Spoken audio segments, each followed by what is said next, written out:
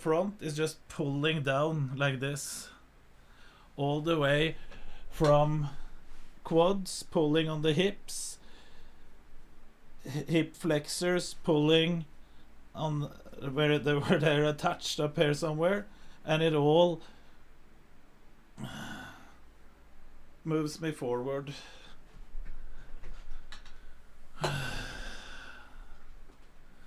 Stretch forward to see the computer screen, that's why.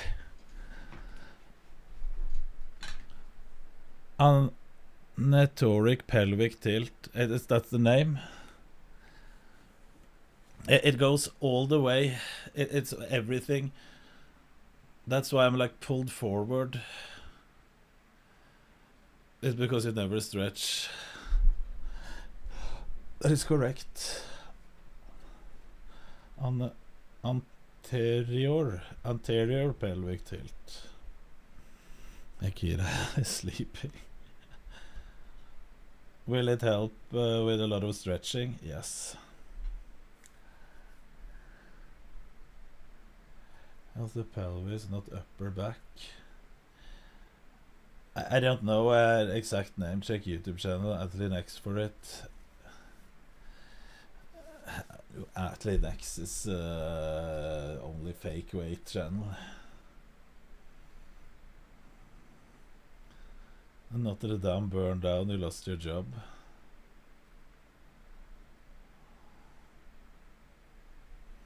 I don't know the name, but I can feel. I've tried to feel where it comes from, and it's all the way.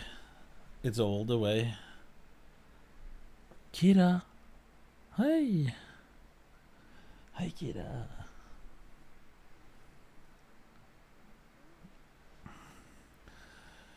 That is not good one in the long term. Yes, no, just keep it. We'll need to say more. No, there's no reason to do it. It would be pain, other than because of the lifting, and it gives masculine. It's like, yeah, instead of just giving all these kids prescriptions and praying that they shut up, it gives inflammation when it's too much tension when you're lifting. They have energy. They need to expend it. And weight training is one of the best ways to get that energy out of them while teaching them something, implementing something like that for the zombie.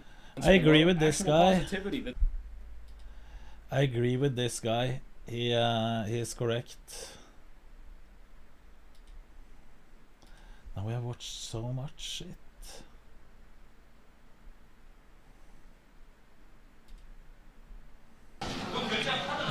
He called that lady the 아줌마. But 아줌마 is now official word. Oh my god. What the hell?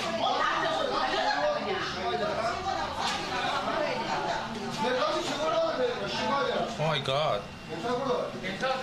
Oh my god. Oh my god.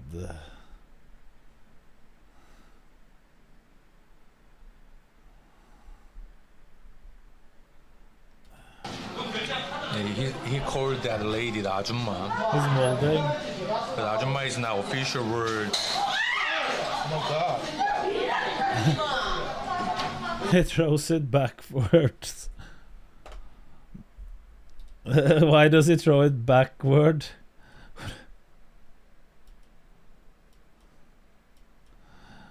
At least throw it at the... But 아줌마 is now official word. Oh my god. What the hell? Let's go, for example, oh my god. What the hell does that mean?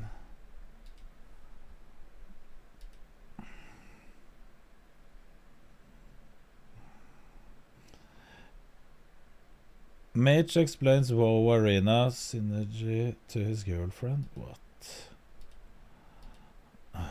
Explain this in normie words, like, okay, you know when you're like really close with someone, like sexually, and you don't have to talk to them, and you just you know what the other one wants, type of thing.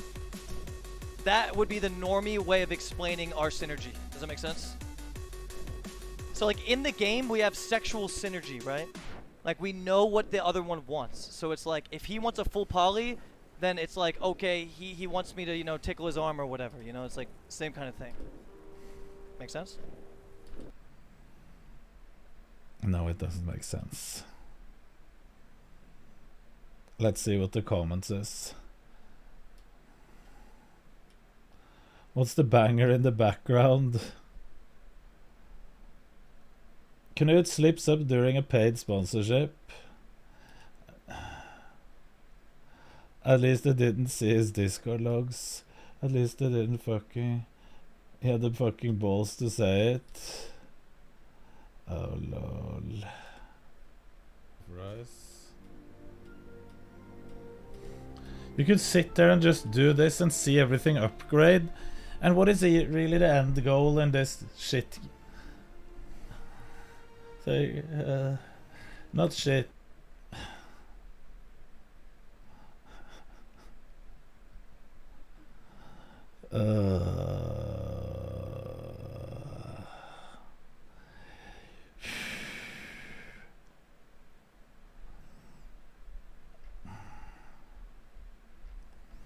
Should we play the game a little bit?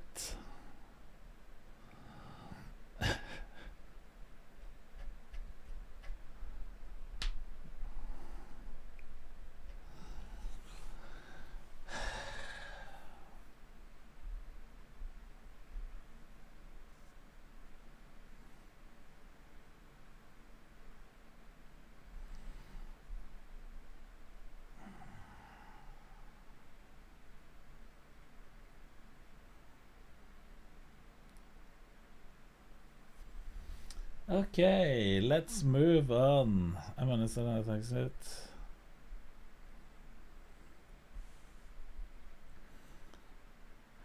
Do you got some bonuses for Late Night Gamba? Yes, I do. 24-hour sponsor stream.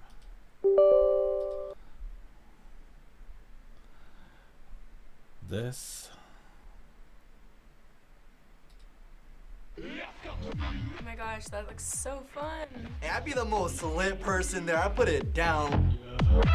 It's too much for me, man. I couldn't do that. Okay, so today we're going to show you a few videos of a popular tradition from teens across the globe in Norway. Oh, Norway. From teens across the globe in Norway.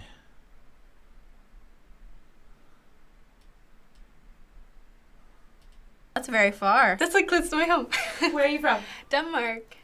Yeah, so I'll probably recognize some of it. Today I want to talk about the Norwegian Rus. For those of you who don't know, Rus is a term that is used for people who graduate high school in year 13. What the heck? The whole point of being a Rus is to celebrate the fact that you've finished high school, you've done 13 years of school. I was like their prom, so graduation thing. So the period that you are a Rus is usually the last week of April until the 17th of May. 17th of A May month is Norway's national to day, celebrate? so that's the last day you have to celebrate. I sort of know it. In Denmark it's kind of different though. Like we kind of get like this card on our like 13th year, and you decorate it and you put like up like kind of like a school motto. So it's kind of like in America how you get like a senior quote. What is that It's cool to see like what they do in Norway, because I actually didn't know it was different. You wear a set of pants like these that I have. They can be. I've Oh, opened those their are cute. video. No offense, but I don't know about that fashion trend. Then you also make these silly business cards. It's not This a is my fashion one. trend. That's crazy. Kids will just come up to you and ask for your business card. That's so Or interactive. your- What? It isn't a business card. It's absolutely not a business card. The kids are usually very sweet and they get super excited to see you. So it kind of feels like you're a celebrity, which Interesting. We don't It's a meme card with a joke on. like dress up or like give out business cards. We just kind of like party and like drive around from street to street. You get to meet all your classmates' parents and family, and like some of the parents are like, you know, super festive and they're like they've decorated the whole house. Which leads us nicely into the next bit about Rus, You have which green is as well, I know. These are challenges that are set to the Rus. Usually they're very silly things like eat Dang, breakfast graduation's in a really a big deal roundabout, over or there. Usually they're very silly things like eat breakfast in a roundabout. Listen, graduation isn't a big thing. The only thing they do, they want to get drunk. They don't care about graduating or not. They're not finished. This is before they graduate. down or sit underneath your desk for a lesson. Then it can also be really bad things like having sex with the person at your school who is responsible for the rus. That went extreme real fast. What? Yeah, this Americans, listen. Challenges that are set to the rus, usually they're very silly things like eat Dang, breakfast graduation's in a really a big deal roundabout, over there. Usually they're very silly things like eat breakfast in a roundabout or sit underneath your desk for a lesson. Then it can also be really bad things like having sex with the person at your school who is responsible for the rus. That went extreme real fast. What? Repeat. What I find the most crazy about the rus celebration is the buses. Now some people take You think this stuff buses? seriously. They buy buses and they kit them out with loads of equipment, as in stereos and lights and just party stuff. They pimp it. That sounds fun, but sounds like a lot of work. They decorate the outside of it and then A lot of work and a lot of money. They often use like 200k NOK each. No, 50k. 50k US dollars senden. They use like 200k each.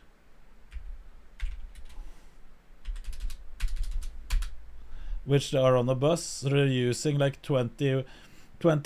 Yes, shut Mr. Capital. then like 10 to 15 rus will just go around and Where they party in are this at the bus. more rich places, of course. Oh yeah. People release their That's names exactly what we have. People follow their groups and they announce where the next party is going to be, where the bus is headed. Dang, so everybody knows where the party's at. That's awesome. There is also a dedicated Rus parade in every city. It's a big thing. I wish we had that here in America. So there you go. You've had about 3 weeks to party and do 3 weeks? I feel like your last like 3 weeks you should be like studying. You usually have about I'll show you. I searched for.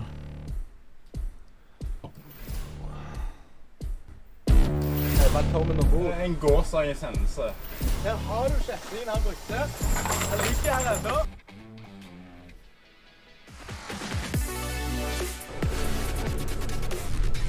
Dette er da klubben 2021. Bli med og sjekk ut bussen. Så å si hele denne bussen er hjemmesnekket. Alt er gjort selv av gutta.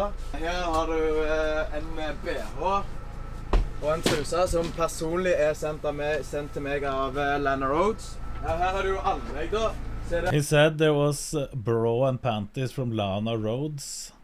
Det sykeste anlegget som noen gang har vært i en russebuss. Her har du to-do-listen vår for å rulle med oss. Suit. This is what you need to do to be on their bus. Of course, then it should be 1 fucking week, Boken baby. They need to cancel this. Jod, tauta, hanna og hundebein. Trenger ikke gå mer inn på den, for da blir folk fornærmet. Men dere er fattige greier. Ingen ferris. Det står vi for her i klubben. Ingen feite jenter skal inn her. Fordi det var... It says no fatties, which means no fat girls will be allowed into this bus. Det var en gang noen feite som var med, og se den jævla bulken som kom i subben, så det blir fitte dyrt for oss når feite jenter ruller her. Om du har en datter som er 05 eller yngre, så er du garantert rett inne her. If you have a daughter that is born in 2005 or younger, she has guaranteed been there, he said. Jeg vet det var en gutt på kanskje 13 år, som satt seg i bussen. Jenter begynte å skape seg, sier, vi kan ikke ha med en 13-åring. Jeg går bort med og sier, du, tige still. Enten så knuller du denne 13-åringen, eller så er det rett ut. Det som skjedde da, at han tok la over her, tok la for alle gutta, og hun holdt kjeft resten av rullinga. Det er sånn... Let's not translate this. Det er sånn... Ifølge ryktene så ringte faren deg. Hva sa han? Nei, han truet med anmeldelse, og det sa han at han måtte bare gjøre, for det var ikke første gang. Og vi er ganske rutinerte på den der. Jeg kan jo litt juss og litt lov etter... Ifølge ryktene så har vi gutta, det er ikke første gang dere har vært i rettsmøte. Nei, vi har jo en god kompis av oss da, Jeremy Cooper. Jeg kan vise deg senere. This is typical. This is a typical idiot when he gets on on this suit, they think they can do whatever they want. Litt kjetting og sånn der i lugene, men han soner jo 15 år nå. Han gjør det? Ja, han gjør det. Så jeg kan garantere deg at du aldri har opplevd så jævla fucked up gutter som denne gjengen her. Alle gir så faen. Så skulle trodd alle gutter her tenkte at det ikke kommer noe etter rusttida, for alle gir faen. Alle bryr seg. Dette en hjemløsning fra buss. Ja, alt her. Oh, a little kid being this, a kid who would cringe himself.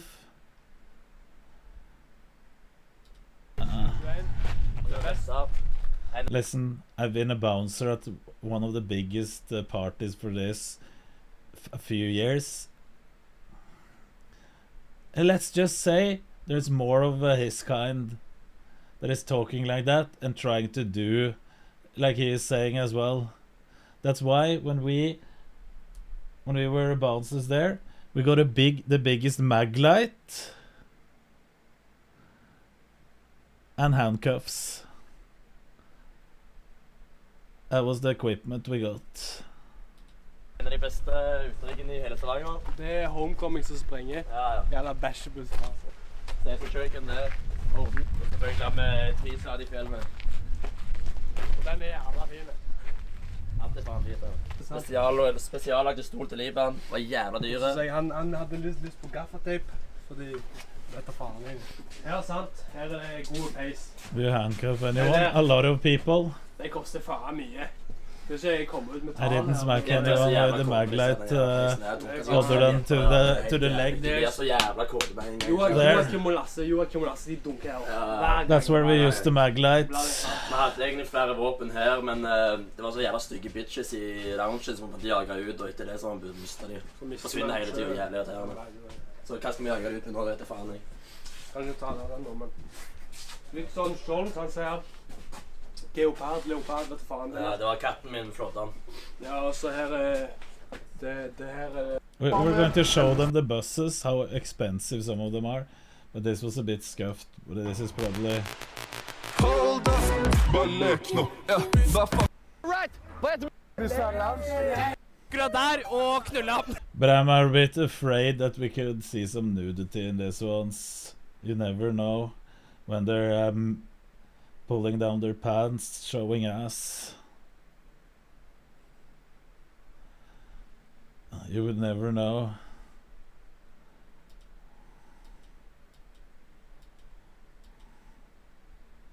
Yes, hvor er dere fra? Sandfjord. Sandfjord. Bussen deres er deilig. I'm afraid when they go into these buses. Let's skip. About 5 days until your exams start. Wait, this is before exams? Norway is on one. They wilded. And then you haven't actually done your exams yet. But that's Norwegian logic for you. Yep. I'm down.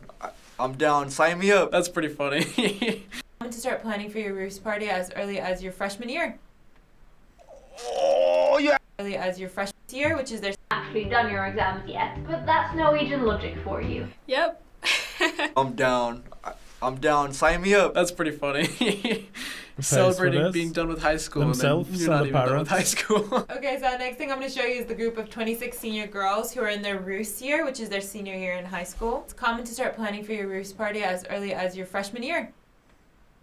Oh, you have 3 years to party, or to plan a party for 3 weeks? Russetiden vel en tid for å slippe seg løs, for å være dum. To be a little bit stupid. Nah, it's to go wild. Listen, I've been when I was a bouncer there as well.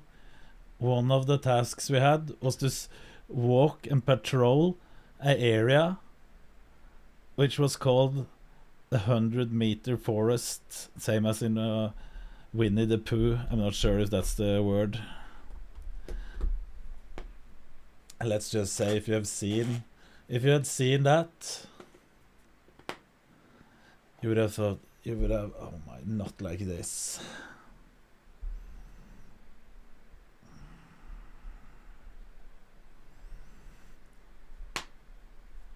Scarred for life. There was like first you saw a guy standing there peeing, and then like a girl was sitting on her, squatting down peeing. Then there was a girl sucking a guy off. Then there was someone fucking, and then someone peeing almost on them, and then it just went on. That's so smart though, like, you're young. Let yourself be young. Og endelig få feste I bussen med alle jentene, og bare få en syk opplevelse som That's so cute. Fikser man bussen da, sånn at den blir fin, og så fester man I den bussen I mai. That bus is crusty, but I bet it's gonna be like so pretty when they're done with it. Dang, they built their bus from the bottom up. Like, they literally painted. Pengene vi har brukt på bussen, og vi skal bruke Rustia, de får vi gjennom å spare selv og jobbe, og så gjennom dugnadsarbeid. Who pays them? Dugnadene gjorde jo på en måte, det jo en del av det samholdet vi har hatt gjennom alle åra. Det at vi på en måte sammen. This is awesome. This is like a cool, like, og på en måte blir this is a cool community thing. Jeg liker egentlig ikke dugnad, jeg synes ikke det noe gøy. Why don't they just go to OnlyFans, all of them? And then they could have expensive buses. Instead of fucking mowing lawns and doing bullshit work. I love the language. It sounds so cool. Og vi gjør en bra jobb, som oftest. I'd rather put in all my time and effort doing this and be like, look at. Aren't they 17? Yeah, but they don't need to start the first year because they will become 18. Look at what we did. That's what makes it so much more fun. Not do anything in the beginning and then do that the last months before this happens. Wow. Hype. Oh, it's lit! Who's blowing the whistle? That really is. Oh, that's lit. Keeping the party going is the whistle. Bus driver's like, it's that time of year again. That's huge. Oh my god, the bus is so cute though. Dang! Oh my god, it's like a rave. I can't tell you how many times I've seen that on my Snapchat. Oh, my Danish friends. That looks so fun. Imagine translating the music. Jesus, yeah. I need to pee again, be right back.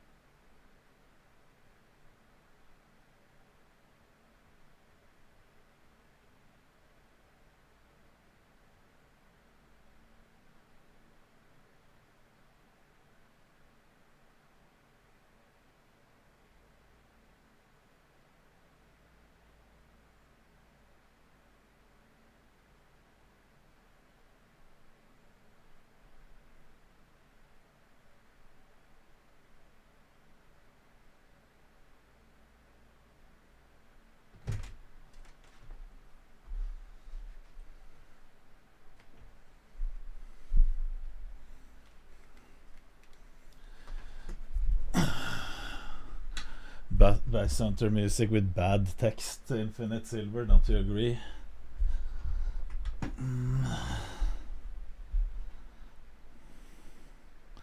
Ass cheeks, marks on the seat, lol. But boys, can't we get some downloads?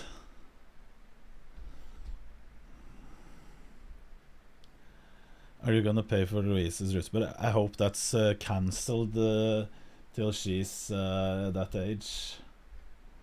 I hope all of that is cancelled. 3-4. Yes! Exclamation mark rock boys, please. If you haven't downloaded, download and play to level 5. It would be really nice. Let's just do a few. Let's do some upgrades. We can put on something in the background. It would be nice.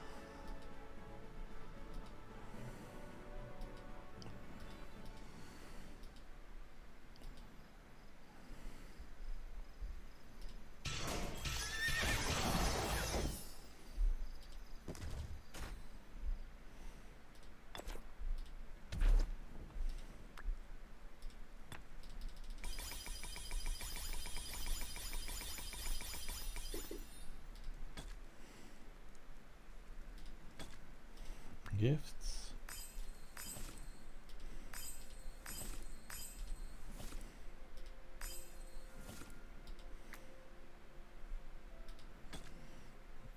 I was in 2005.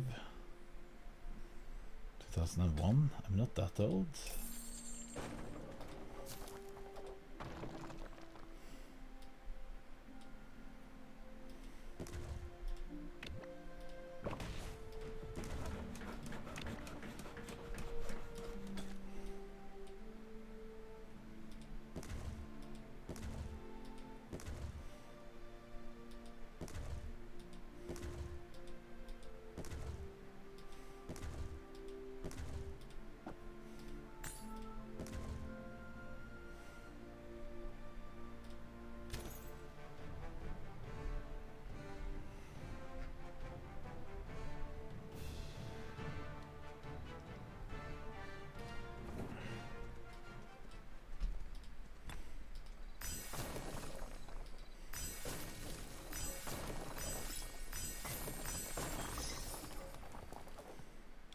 Trading post. Okay, we can put it on.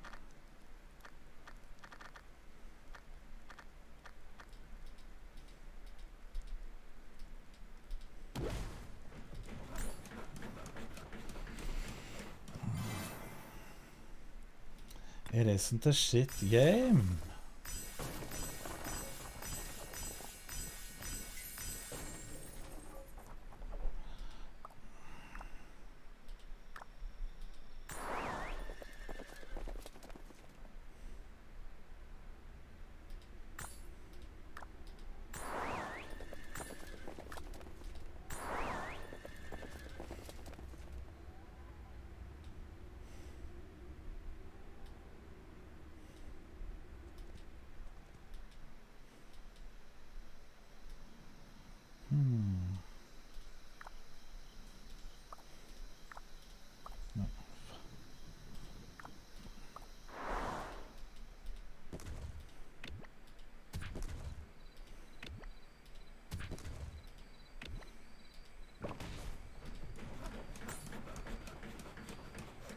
Should be a 50 any second off, thank you.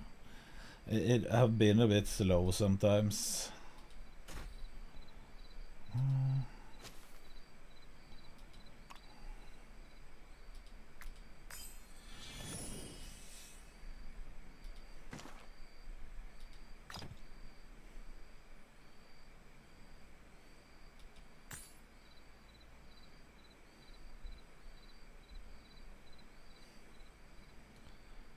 In this order.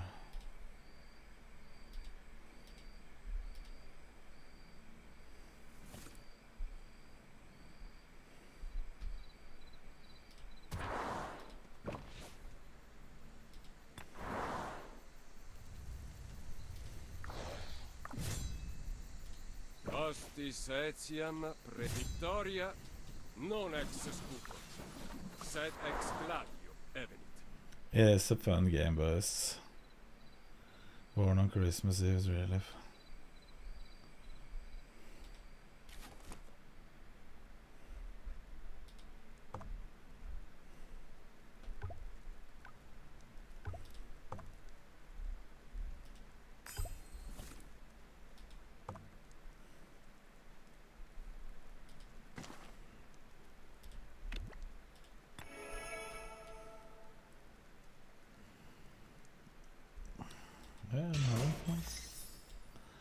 is pretty fun.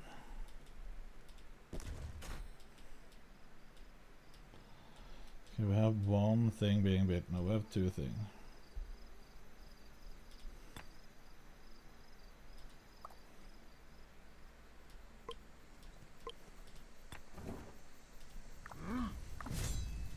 Iam in mani victoria, non ex scuto, sed ex gladi.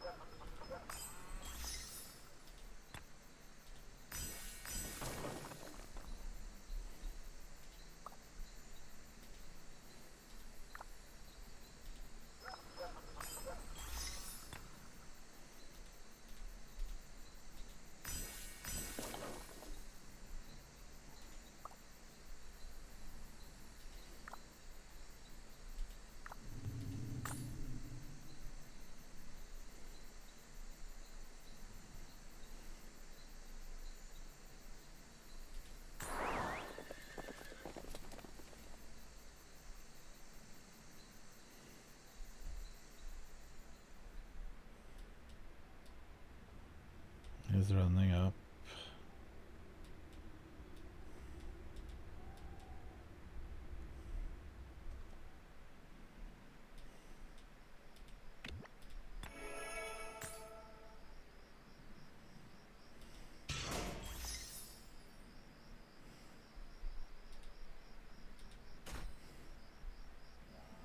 There is people playing all the time in the Alliance. Items.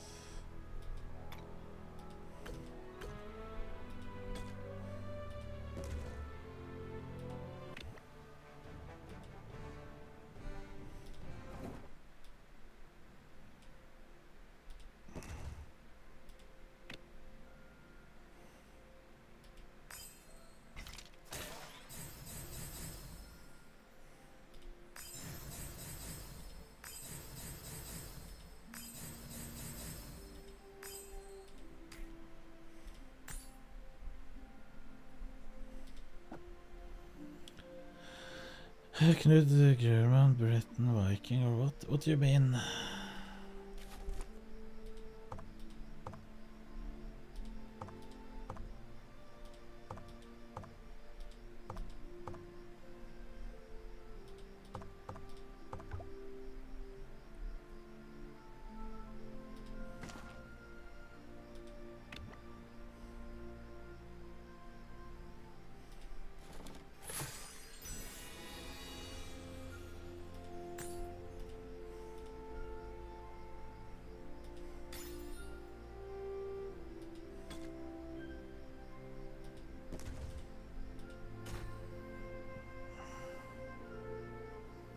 CMA also there is pissed and being 50 and 49 and a 50. Thank you.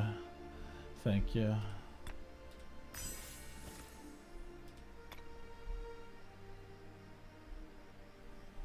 I opened all of them.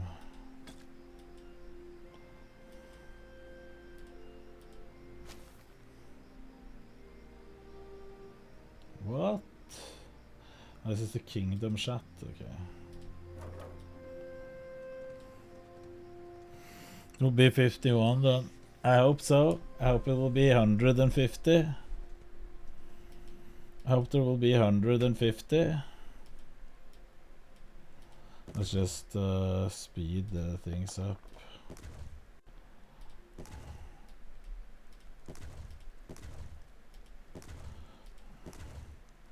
What is this? There.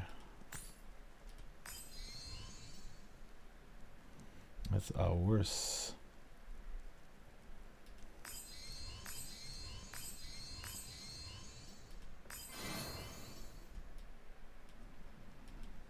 Okay, what more do we need? Do we need?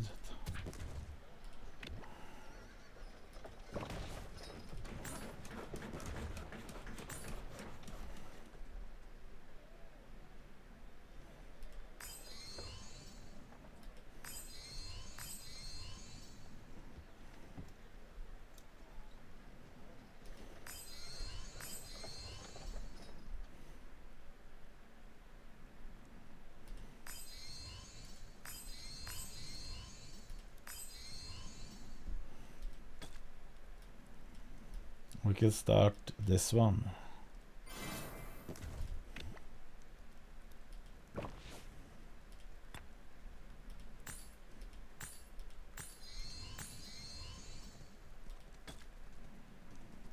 We need more rock.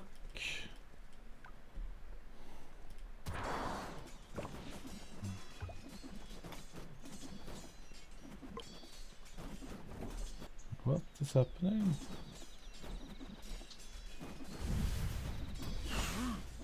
Okay, he's just fighting those. That's fine. Το κάλος εστί τον ο ανουβή παραδίδω μισή την εμήν ψυχή μικρήνη.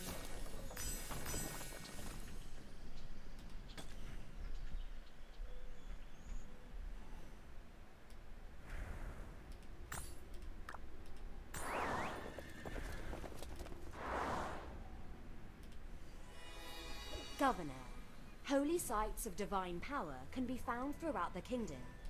Each to occupy a holy site, an alliance must expand its territory adjacent to the site, assemble a massive army, and launch a rally attack to defeat the powerful barbarian garrisons stationed there. Oh.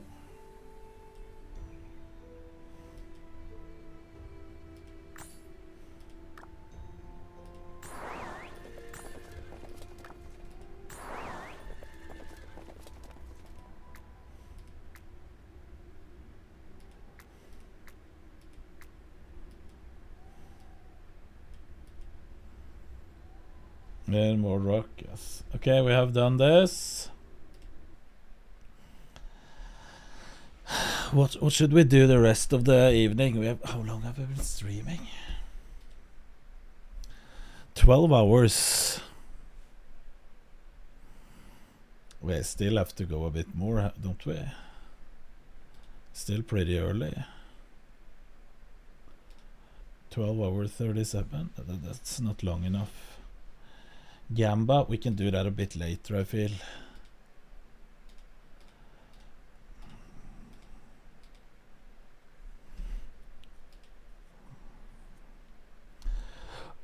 How do you join the group? You need to be on the same place.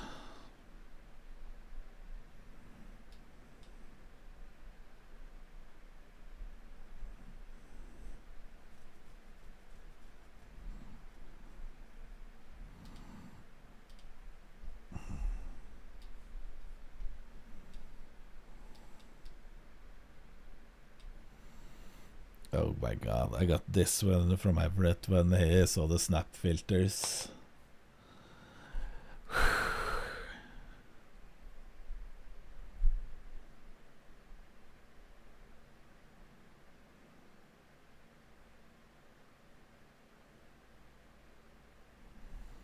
Oh god.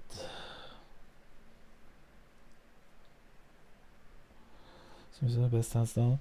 Saying 12 hours there is not long enough. That's it all.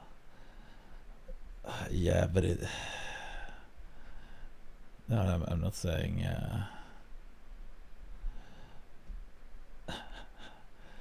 But thank you, Magstad. That's good to hear that you think.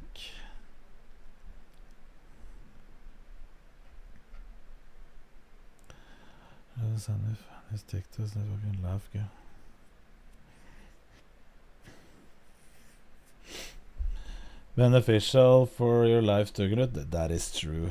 It feels better.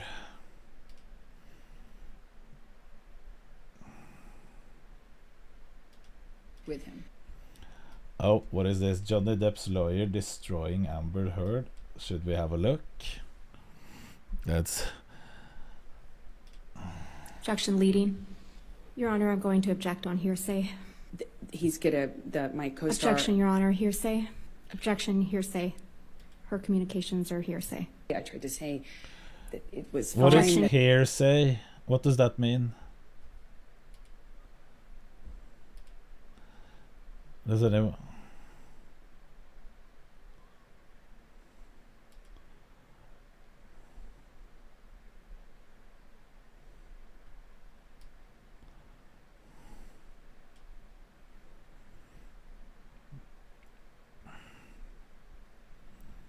Rykte, okay.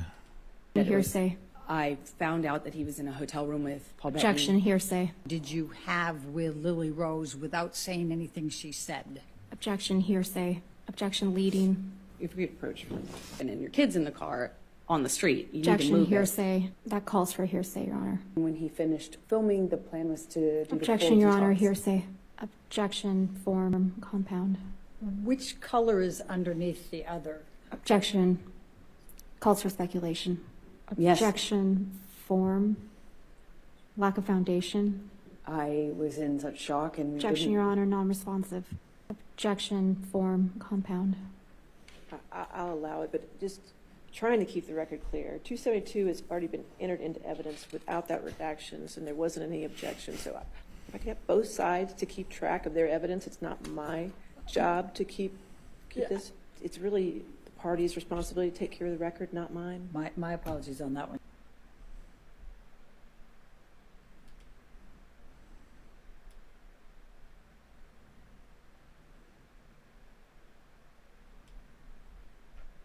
Is bombs in a Russian city today?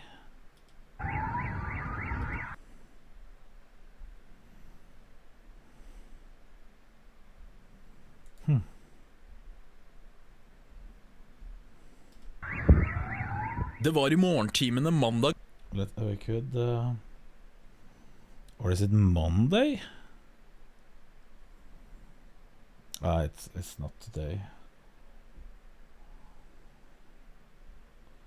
It's an old video, old news.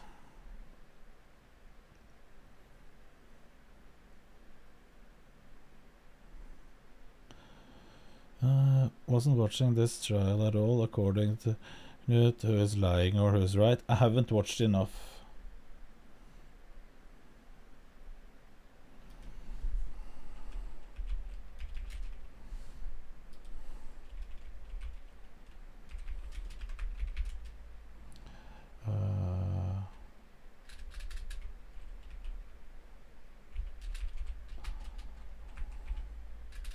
For fuck's sake.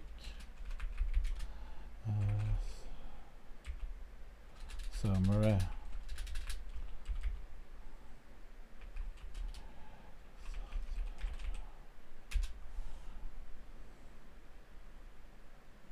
Seven days ago. Highlights now.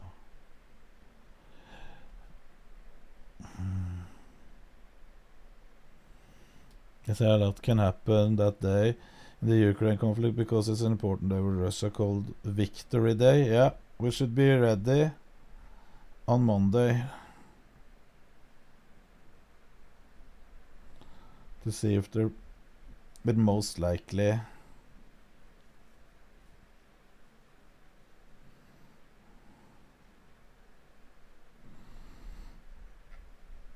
we need to at least be ready.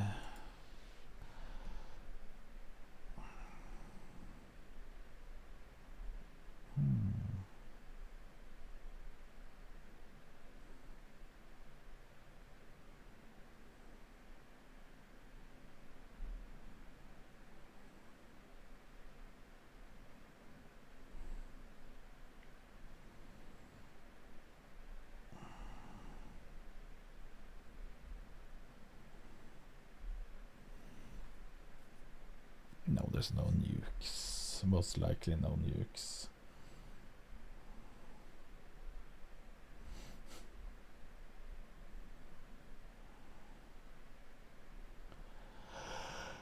I go to Syria. Let's be to Syria now, is in Kazakhstan. Let's see if we can find something about bald and bankrupt arrested in Kazakhstan.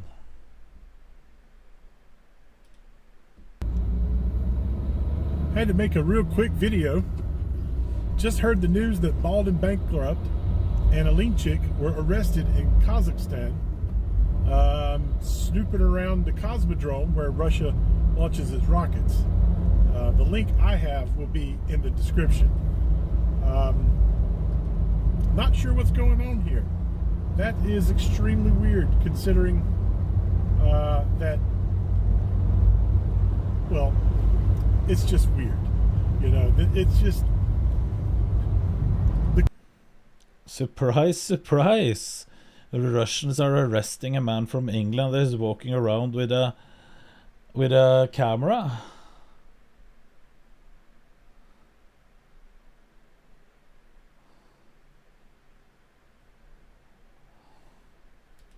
The war in Ukraine will end. What happened? Yes, I just changed the title because, well, I'll deal with both, and maybe I'll change the title back. But yes, you did read it correct. I did change the title to Mr. Bald arrested in Kazakhstan. It is day 73 of Russia's war on Ukraine. So a little bit of, you could I have don't know if it's related yet, but about just Bald before it's about to start in your this car live for some stream, easy YouTube clips, true. I was sent an article from a Belarusian website in Russian. Maybe afterwards I will change it and put it down below. Obviously I'm wearing a Ukrainian flag here. There's a video coming for that. There's a reason why I had that on today. Yes, Bald and bankrupt, Mr. Bald. Yeah, so I'm putting the eyes up if I get arrested. So yeah, in the article that I just read, and obviously this has to be confirmed, Benjamin Rich was arrested near the Cosmodome along with Alinchik in Kazakhstan. Now, I don't really follow them. I don't follow Ben really anymore. So, especially with this war. And so I'm not really sure where he is. He just had a photo. I had to check very quickly just before I started this live stream because I was filming a video. So I didn't have enough time to really check everything. But yeah, I read the article. Seems a legitimate website. It's not a joke website or something like that. I will put it down in the description afterwards. I guess when I get off this, I'll copy. So he doesn't know shit. 2 hours ago. Right, listen. Bad news for Bald and bankrupt for those of you that follow him. It's just they're talking about the news. I was just vlogging. What's that lion's name in the rock? Oh, B A B B.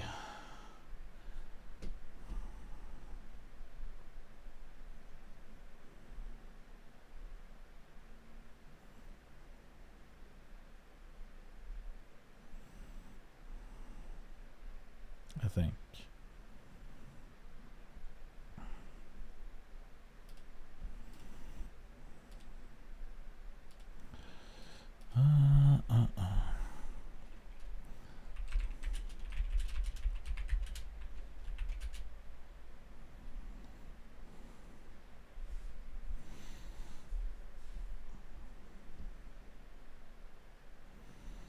Harald hasn't been uploading for 3 months, but I don't think he has been arrested.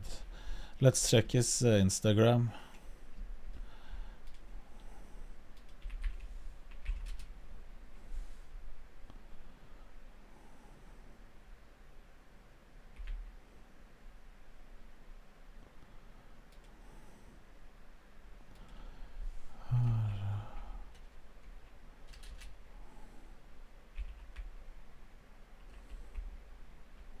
His Instagram is gone.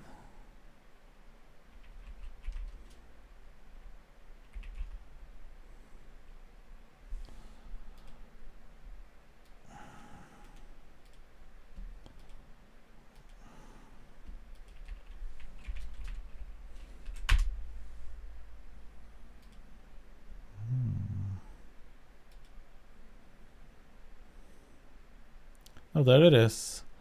Heraldo.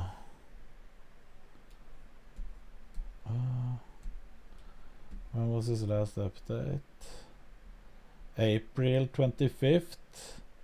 So it isn't that long ago he uploaded to Instagram.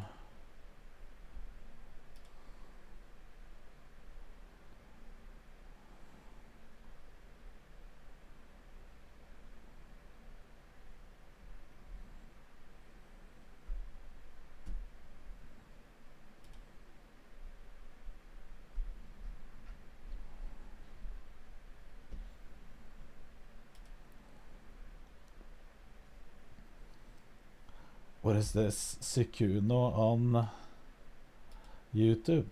My plan. What? What do you mean not your I don't know what we're plan? doing. Well, we got some cool stuffs. You know, we got some stuffs. Okay, right? we also have a small cam. You guys are gonna help me, right? Yeah. You guys are gonna. No, we're just gonna watch. Oh, so I got 4 more for all of us to do at the same time. Oh. We're gonna make it with you. Split those. Wait, what even are these? Did chat just die?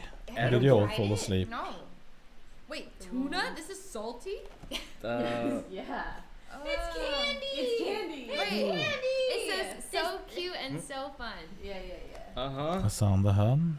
So I guess we're just gonna make these. So. Of course you can do that. Why are you laughing? This is. I guess this we're is gonna. Leon's idea. I guess we're gonna just make We're them. just gonna make them. Yeah, I guess we I just guess make them. I guess we don't have to tell them or show them. I guess Yeah. we could just do it. Why We wouldn't could they be just able to do do it. that? Just, we don't need to. Yeah, Just playing a role? Which one do we want to make That's first? good. This Play one or rock. this one? This one looks All of easy. you should play. Yeah. That one looks easier, honestly, actually, maybe. Or actually, We could make this one. Okay. It's 30. Bruh. We just. Yeah, the sushi one. We're making sushi, guys. They can't see. They have to squint. why don't They have to you- squint to What see. can we do for this? Making sushi. It's coming off as if we're forcing you to do this. No. Even your chat No, is saying you're- like you don't want to No, do no, this. we're It's coming doing off it. real bad. Well, guys, you guys are gonna do it too, right? Yeah. How small is that cola bottle with? No, this is great, guys. Call them out, right? That's No, really small. I'm not. I will not. Yeah, he What? wants to do it. What? All right. So Yeah. now we're doing this. Tell the people what we're doing. Oh wait, we should turn on the second hand camera. Yeah, where is the second cam? We have a second hand. He was Both arrested then. cams. Oh, there it Oh is. wait, or is it the other one? The Wait, other wait, one? let's use. Oh, we know let's use where studio he mode. was We'll delete arrested. something. Oh, that's a good point. Yeah. Okay, is this? Okay, Oh, that's that that. was close. That was a close one. Oh, probably. Let's just see if my Reddit has something. Content for Knut. No, what's that? Knut Community.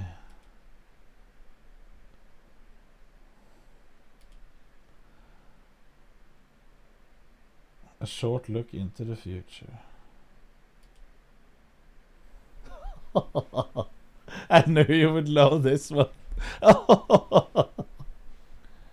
Fuck, that looks bad.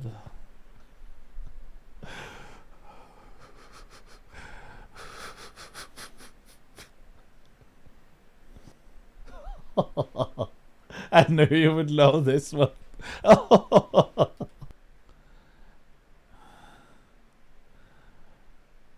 Jesus Christ.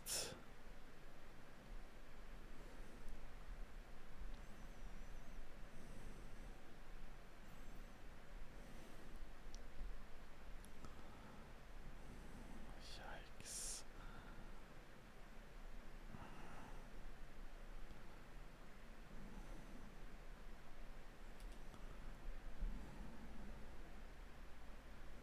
Here's the next one, PogChamp. My man. Yeah, I've done that before and I didn't look like this person. Knut Future, right? Yes. This would be perfect.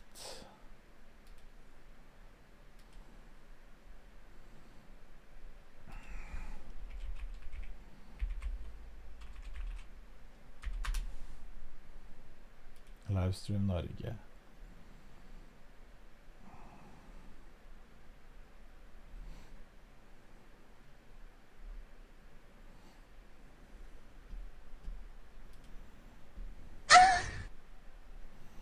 Oh no, no, no.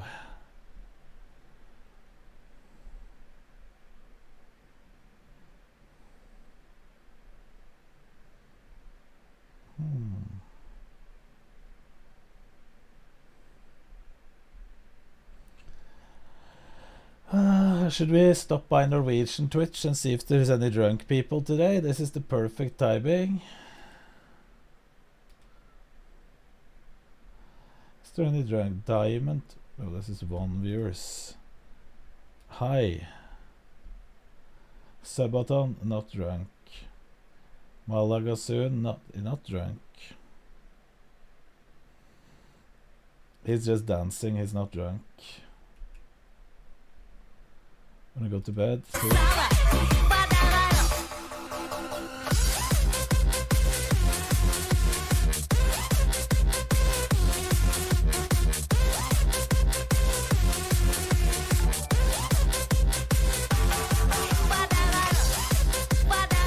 Correct emote, yes. You have seen this guy talking? Yes, I'm sure it's not drunk.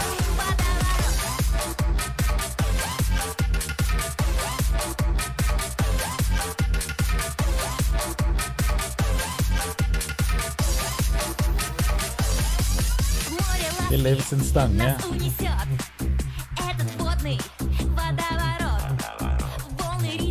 Good job.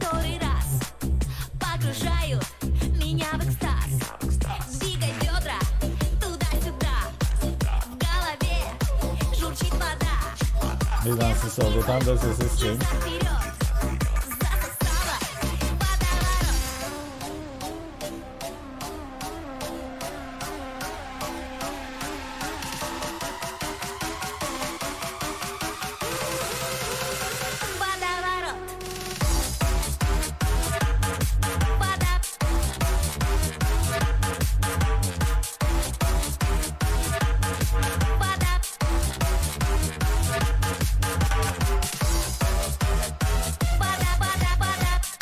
Oh, it's not even on drugs, it's just on Stange.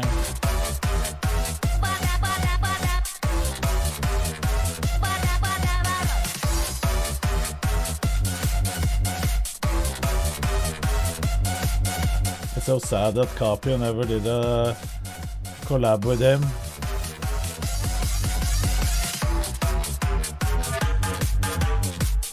Thousand gifted text. Imagine Capio and him stream. Is this drunk stream? Not awkward.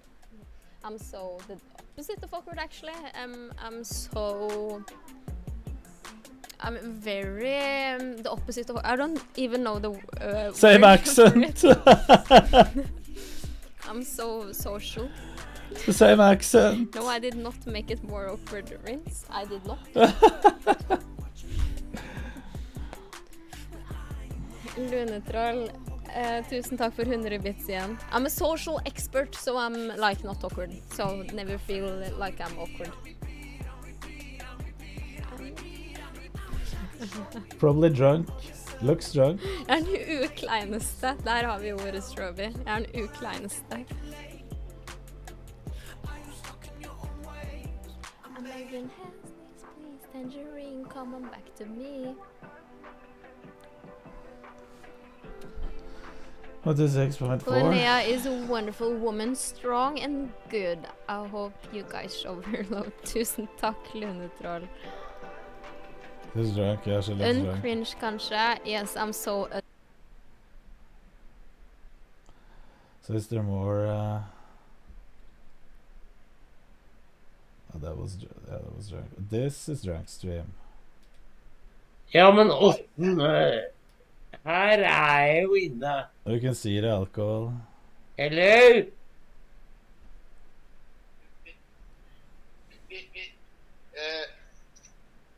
Vi må gå på... Men hjelper det? Legend in Norwegian streaming.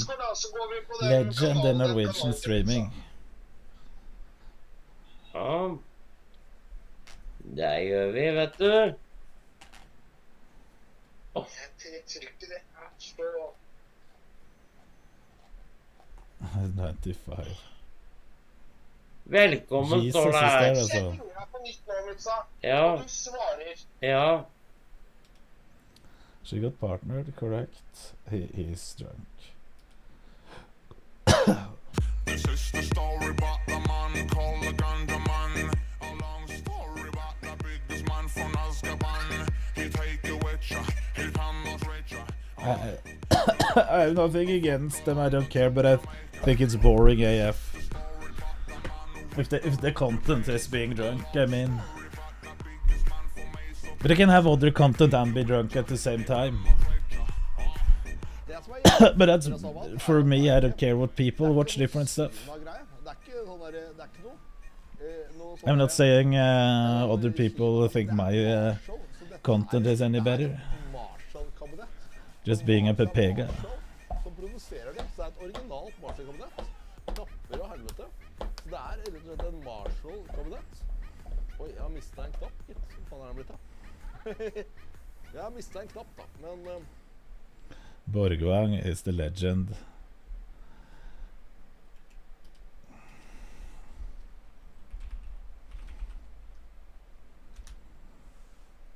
This guy. Pelter til studier som sitter og spiller PlayStation. Look, when he had hair. When he had hair. Selv, det jo bare vi som her. That's det him. Stormet inn med That fakter. streamer. Dere vanvittig populære. Det noe... De sitter og... Nå inviterer hva greia her. Jeg må få navnet deres forresten. Hva heter du? Thomas. Thomas, og videre? Camilla. Stig. Sant? Hvor... Det var ikke det som var første tanken, men... Hvor er du? High on life. Ja. Hun synger. det nødt til å være det, for at jeg får... Var det gøy? Det var kjempegøy. He was an international rap superstar, correct? Føles det? Look at that streamer. Deilige jenta ledig. Det... Look, this guy, he's the rap legend. Rullepause. Det deg, det.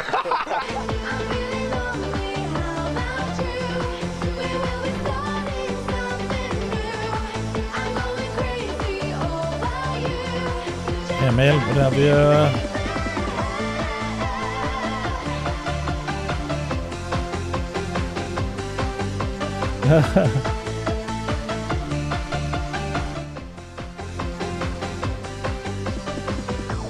Now it's his turn.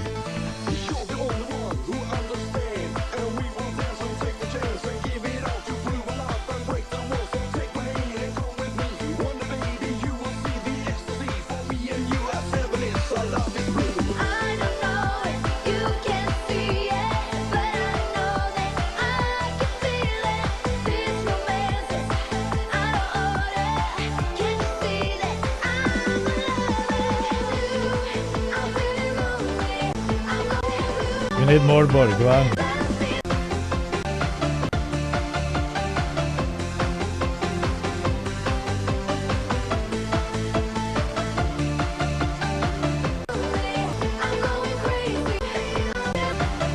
We need more Borgvang. That was the only part he was in. Miss Bettan. Does he look sober? This is Mutsa's daughter-in-law. She's streamer. Mutsa's son is a streamer. They're all streamers.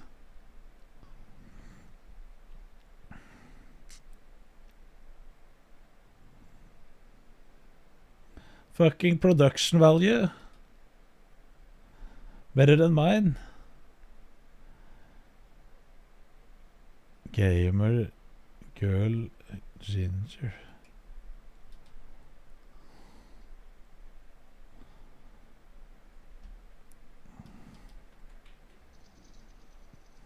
Jeg må få bort den lydgreia. Den irriterer meg nesten mer enn jeg føler den gjør nytte. Ja, jeg liker den heller ikke.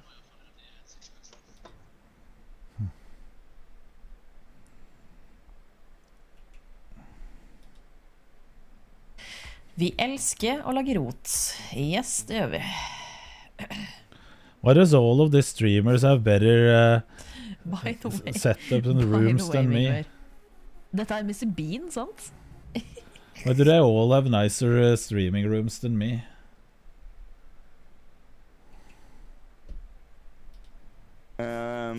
Våpen Look at ikke him. framstilt som at det skal være skadelig på noen måte. Jeg har ikke lov å pointe det mot They have kameraet. cheaper Jeg har ikke lov å PCs. pointe det mot meg selv mens det later. Og jeg har ikke lov å si at jeg skal skyte deg 10 ganger med dette her, liksom. Det har jeg ikke lov til. Nei. Weapons? Utover det så sier ikke Thorsten noe som helst om at det ikke er tillatt å ha våpen i bakgrunnen. Så Men skal vi stoppe ikke, det. jeg må refreshe minnet ditt litt. Det var ikke der om jeg spurte om det var toss eller ei. Jeg spurte om det var greit for deg at jeg hadde det. Ja. Well, if this person has this in Norway. This isn't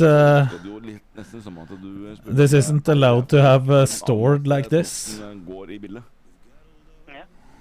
Nei, jeg har aldri spurt det på den måten. Jeg har sagt det på den måten at jeg har That's what's illegal. Jeg har sett gjennom reglene til Twitch og sånt noe, og Isn't it airsoft? I don't know. om du OK med at det viser på kamera. Det har jeg spurt. Probably if it's in Jeg har Norwegian. gjort researchen før jeg viste. Det er ikke noe problem. Chat. It's only Nerf? Okay, then it doesn't matter. Oi, skikkelig korrekter du altså. Yeah, probably. Ja, 12-hour stream. Oh. Imagine doing a 12-hour stream. Oh, it's 13 hour. Ikke bli sint denne. It's legal to store it like that. A room is approved as a walk-in gun room. Okay. Get it, but that's probably not a walk-in gun room. Do you think it is? Lå med hun, og det var faktisk hun sa til meg, husker jeg, på morgenen dagen etter, for jeg sånn sto opp på morgenen, laget omelett og noe god stemning og liksom skulle være hyggelig. Og så sa hun bare til meg, veldig hyggelig at du lager frokost og sånt, men bare synes du er klar over det, så ikke det en greie, sier hun til meg. Så sier jeg, nei, det helt fair, sier jeg, men det går jo an å være høflig allikevel. Ja, litt sånn, alle må spise. Men det er fortsatt, men det er jo en one night stand. Ja, i så fall, hvis det det som case. Talking about one night stands. Kekk. Level in a rock. You level up your main building. That was airsoft. Okay. Yeah, I don't really care, to be honest.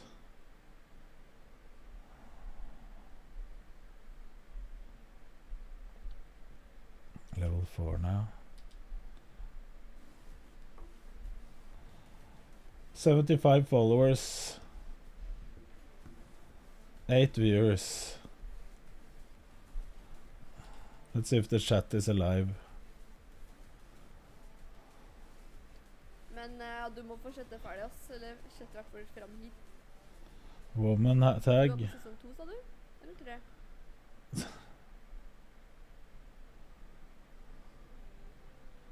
No, answering chat. 2 eller 3.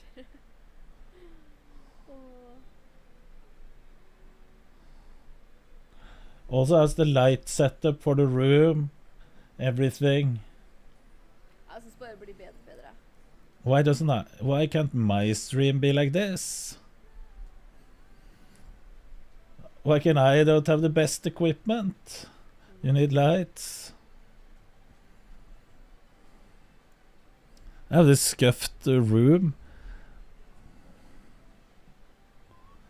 You're the content, not the room. Yeah, that is true. That is true. Mystics.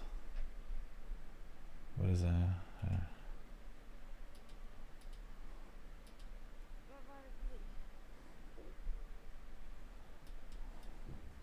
Hallo? Sikkert jeg modder for noen i den timen der. Nei, jeg åpnet en pizzabunn for 2 dager siden, så det skal gå fint. Oh my god, it's in Mystics. Nei, det var bare den ene pakken.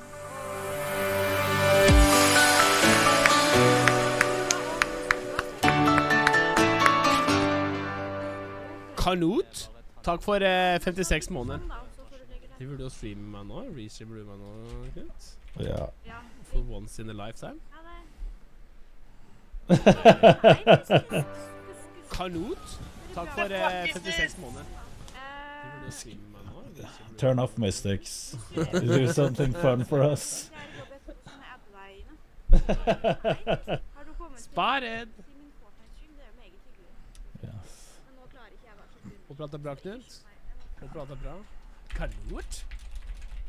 Is Lil Tissue in chat? Tissue or Lil Tissue, are you here? Tenk å være ræva til Binky. Ja, slipp alt. Det er Tappelino heldig.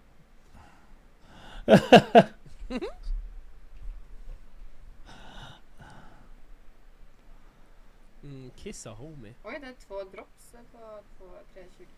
Hun her heter Runa, og jeg heter Runar. På bryllupsinvitasjoner så skal det stå R og R. Ikke si det til henne. Ikke si det til henne. He said he's going to marry her. Bare lure henne med inn til meg først. Nei, kun tull. Knut, ser du på pappa? Har du sett du her, Knut? Knut, se på øra.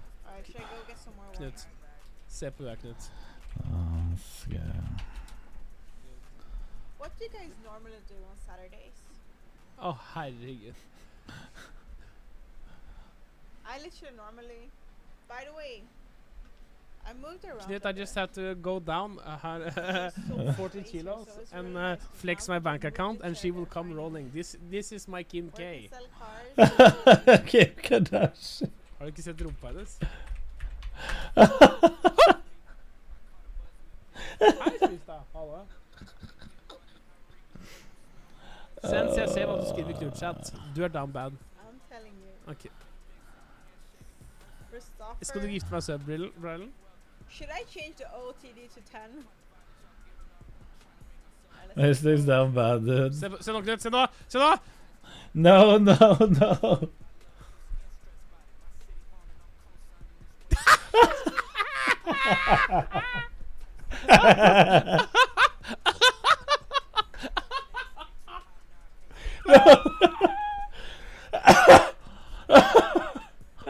Oh my days! We can't.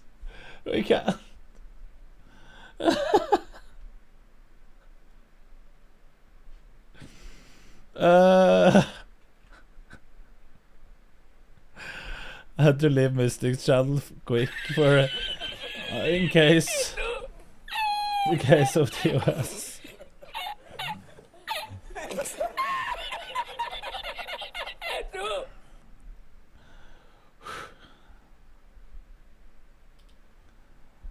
Oh my fucking god.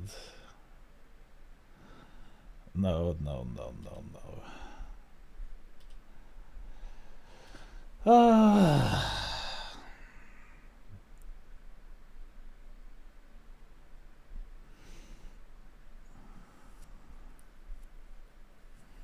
Listen, don't write bad things, boys. We need to be nice. We're a nice community. We don't harass people.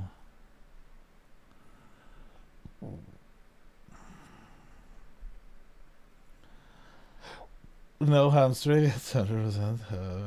Blah. We have to just be nice. Becca, thank you. The reason why we were laughing was the meme, okay?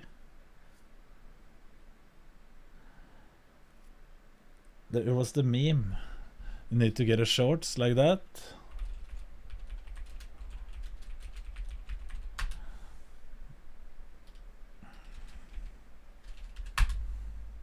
Where can we buy those?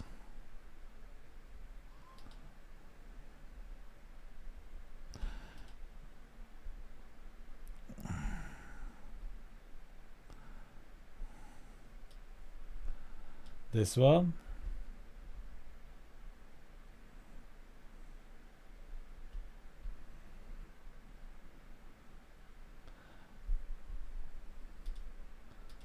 You can't have this one in small.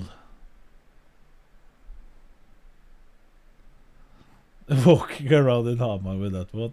No fucking way. If you have this one in small, then it is fake news. Okay? If you have this one in size small, then it's fake news.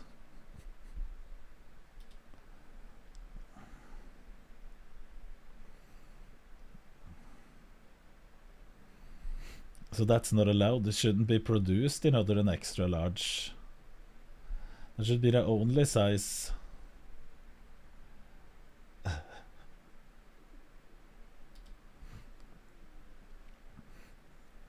There's multiple people, Magsta.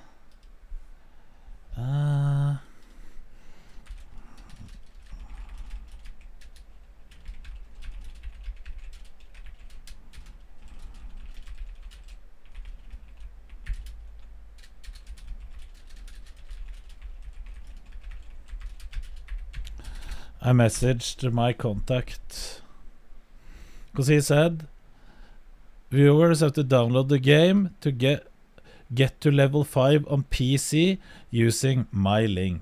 That's when the number should go up.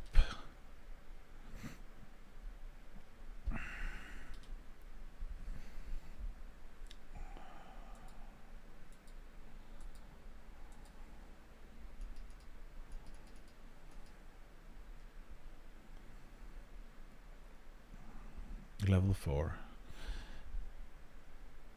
But a guy posted it for you, Emil. A guy just posted it for you. Good evening, Mikael. You're level 5. Nice. I just typed I will the link but not created any linked user, I guess. It should be, because I asked and it says viewers to download the game and to get to level 5 using PC on PC using the unique link. He was banned off Twitch, Stian Norway. Tectone messaged me the other day.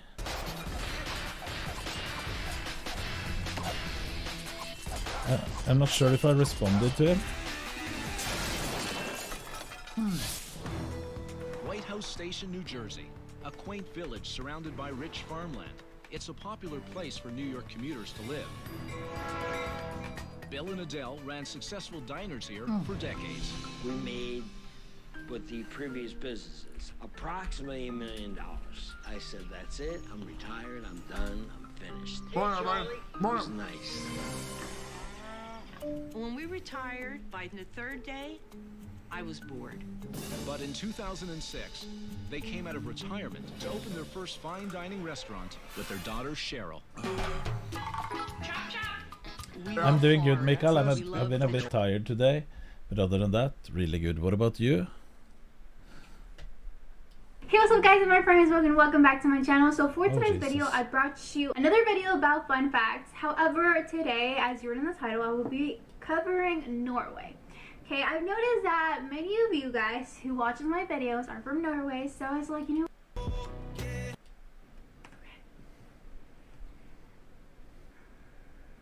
maybe I'll end up living in Norway making cakes. Because I ate a lot of tapas and cake today. Oh, that sounds good. There are many, if not hundreds, of fascinating countries that have much more to offer than what they appear. As looks can be deceiving, we pull back the veil to discover more about the world and the places that we know little about. Only discover that these... This sounded like a boring video. Don't move to Norway. 11 reasons why you should never move and live in Norway. You should never move to Norway. I have at least 11 reasons why you should never ever move to this country.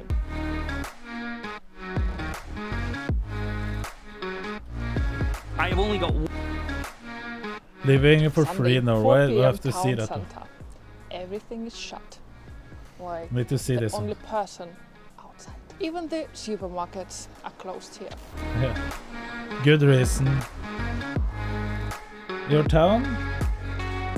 Think twice before you move into Norway, especially outside Oslo, the capital. What town was it? I didn't hear. Hi guys, welcome to Silver City and also welcome to my channel. What we usually do on Sunday, right, we are going hiking, but this Sunday will be different because I'm taking you jogging with me today. Hello, Fearless. Let's start our very serious jogging and discuss why you should never move to Norway. You shouldn't move to Norway because are applicable for any international because the stores are closed. I was dying when you said that's your Kim K mistakes. And believe me, Norwegian is a very rare language. If you think about it, the population of Norway is 5,747,000 people. This population speaks 3 official languages in Norway: Nynorsk, Bokmål and Sami. So even before you're moving to Norway, you need to figure out which part of the country you are moving to and find a tutor, Norwegian language As long as you don't choose Sami, you're fine. teacher coming being from that part of the country. Why I don't speak Norwegian? Good question. That's a good question. As I told you before, I'm an expert. I'm just a guest in this country, so that's why I can get away with speaking English only. But don't forget that in 2010, before I moved from Moscow to England, I had to study English language quite hard. I had to pass my IELTS exam to be able to study in England. So I started preparing for that exam 2 years before I actually made my final move. So if you don't want to study a new language and don't want to study this language well in advance, you actually move to Norway, well, you better don't move to Norway. We speak Norlending, it's the easy way. Number 2, adjusting for a new climate. I'm getting this question quite a lot. How can you handle Norwegian winter? She's Russian, for fuck's sake. Well, my usual answer is I can handle it easily and with a great pleasure. With pleasure. First of all, I did my research well before I came to the country, and I knew that where I was going to live, the temperature winter time can drop up to minus 20 degrees Celsius, and summertime it can rise to plus 30 degrees Celsius. Guys, I am from Russia. I survived worse in my childhood. Secondly, but if you want to work here, there is no such a thing as a bad weather, only inappropriate clothes. Guys, you cannot imagine how advanced clothing industry is these days. People climb Everest and other mountains. Do you really think it's difficult to find the right clothing to keep you warm and cozy with the temperature just minus 20 degrees? I was snowboarding with this temperature last year. It was lots of fun. I can't wait to do it this winter. By the way, Christopher, what? If you're watching me now, yes, I will definitely make my way was to that meet point, and I will in have December, that but with sick. snowboarding lesson. This Thank one? you so much. Carry on talking about winter clothes. Just go to your local sports shop. You will be surprised how easy. Typical Norwegian walking around in this type of clothing. Wasn't that other guy that made those videos saying that this is the typical Norwegian fashion? It is to get equipped with the right clothing for the temperature and for the winter like this. And my dear friends from Minnesota and Canada, I've heard that your winter is also quite interesting. I can't wait to visit you guys. Definitely another point to add to my previous video about things I was missing about Norway. Finally, I can put my camera on the ground and run away from it. And usually I'm sure that no one is going to touch it. That's what I missed about Norway too. My filming equipment. No one is going to what? Steal your camera? No, you're alone. There's no one there. Of course they won't steal your camera. Same stuff. I'm talking to you with my professional vlogging camera Sony ZV-1 and my action camera GoPro Hero 8. Both cameras I love. Both cameras have links to the description to this video. Go and check them.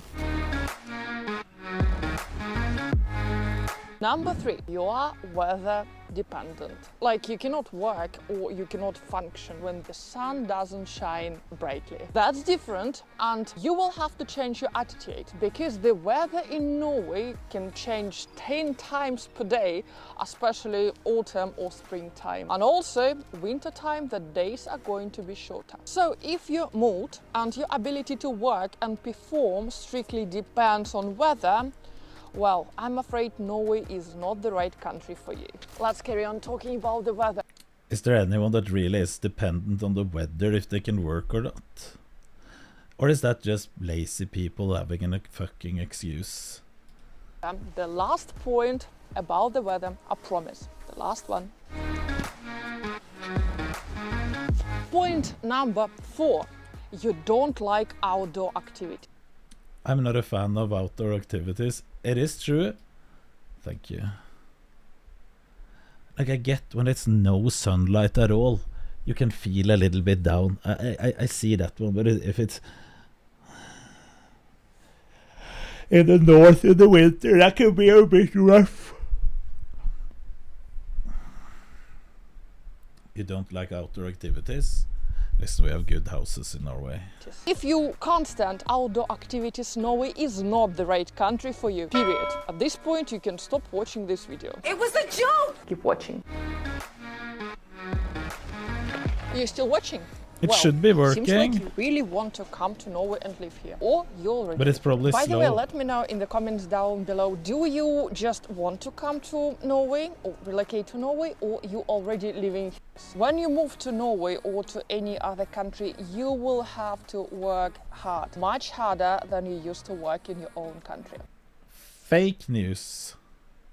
Fake news. That's the fakest news I ever heard. If in your own country you already native and you already familiar with everything, in any new country you will have to invest your time and take that effort to become a part of the society. In other words, you will need to win your place in this new society. Just imagine, you're finishing your work in Norway and instead of going meet with your friends and do pleasant things, you will have to go to your Norwegian classes or to study Norwegian.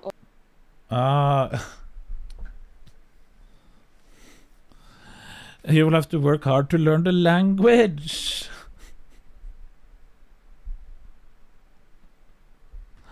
That's different.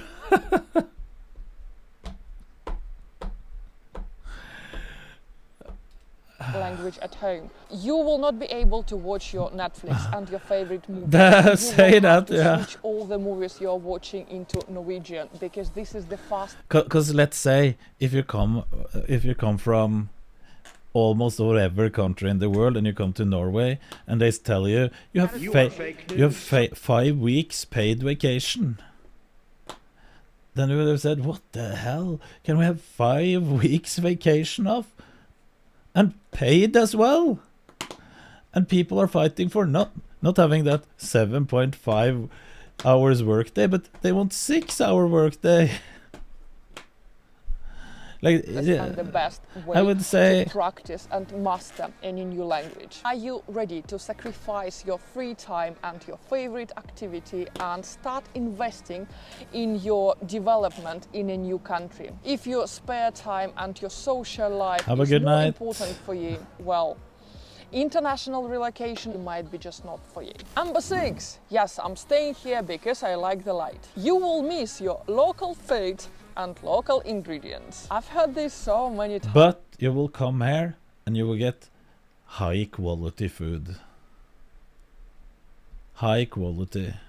My favorite ingredients are much more expensive. I cannot find those ingredients I'm used to be cooking with. Get over it. It was your decision to move to another country. Yes, accept local way of cooking from local ingredients. Every time you're going back home, you will be amazed how tasty and familiar we got to download there in your own country. But it was your choice to move here, so accept it. Accept local ingredients. Accept. And learn how to cook from them without complaining. You can't imagine your life without your local ingredients and without. But explain to us what we don't have here. We have a lot of those stores which is made by immigrants, or that immigrants has. You have 50. Just play till you show up on the counter. Like, basically Asian food markets, yes. We have a lot of them from different Asian countries. They have everything.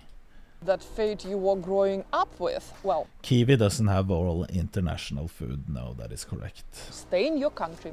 No need to change it. Number 7. You will not party as you used to in Norway. I repeat, Norway is not a party culture. Yes, there is sort of nightlife in Oslo, and also I bet there are some student parties, but I'm not familiar with this subject. First, I don't live in Oslo, and second, I've never been a student in Norway. In any case, Norwegian nightlife is very much different from nightlife somewhere in London or... Yes, in Norway, you drink till you can't drink no more. in Rome. I don't think many people here would stay up until 2-3 a.m. partying. It's not really typical Going to here. immigrant Partying shops. in Norway Also is welcoming happening help. different ways. And open Every Sunday, Saturday open and true. Sunday when you Mikael, do you remember, have you seen the streams when I were to those immigrant shops down the street there, where that guy helped me find all the ingredients on my list? The store worker. Smiling, he was nice, welcoming, insane hospitality, insane work ethic. Probably doesn't even get paid that much from his boss, but still. Go hiking. You will meet a lot of people doing the same. That's where Norwegian social life and partying happening outdoors. Sunday morning. This is exactly where Norwegian party usually takes place. Yes. Hiking. Weekend. That people are drinking 24/7. Yeah. We don't have that culture. We have like most people sober most of the time, and then they drink hard. Those parties will be with much less alcohol than in other European countries. Most probably by... Are you drunk? Okay, she's Russian. She is Russian, so she might be correct from where she's coming from. 9 p.m. Everybody will go home. 9 p.m. We are heading home. My dear Norwegian friends, am I right about those points? Please No, you're let me know that's fake in the news comments again. down below. It will be really Definitely less helpful than Eastern for all Europe. people who are planning to relocate to your gorgeous country.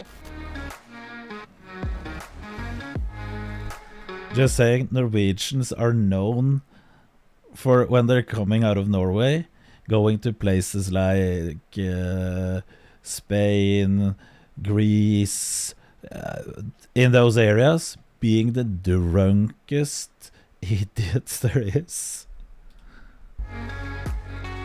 Number 8, you are smoking. Well, it's bad anywhere in the world, but in Norway it's also insanely expensive. Okay, let's have a quick look at the maths. A pack of Marlboro Red in Norway is about 13-14 euros per one pack. Even if you're smoking half a pack a day, in 1 year time you will spend on this habit 2,555 euros just on...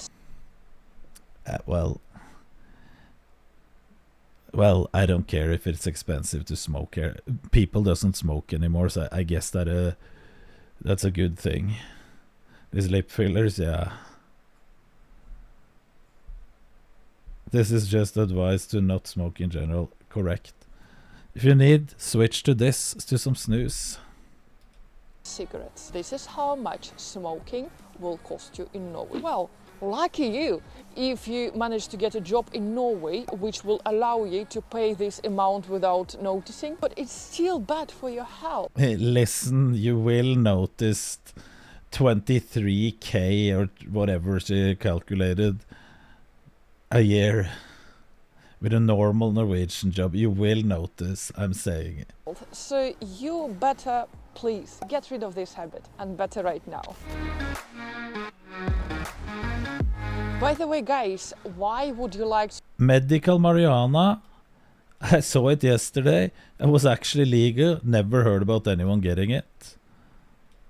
But it is allowed for some things, yes. to relocate? But it isn't like you can go to your doctor and get it. But if you're on your deathbed with cancer, you might get it, okay? What's your main reason? Please let me know in the comments down below. And also, if you have any questions, please ask. I will do my best to help you. And of course, if you want to know more about Norway and life here, consider subscribing to my channel. 2,300 downloads. Number 9, you will miss your family and friends. This is 100%, and unfortunately, you can... Well, that's not a special thing by moving to Norway. Now you're struggling for content there when you had to add in that one.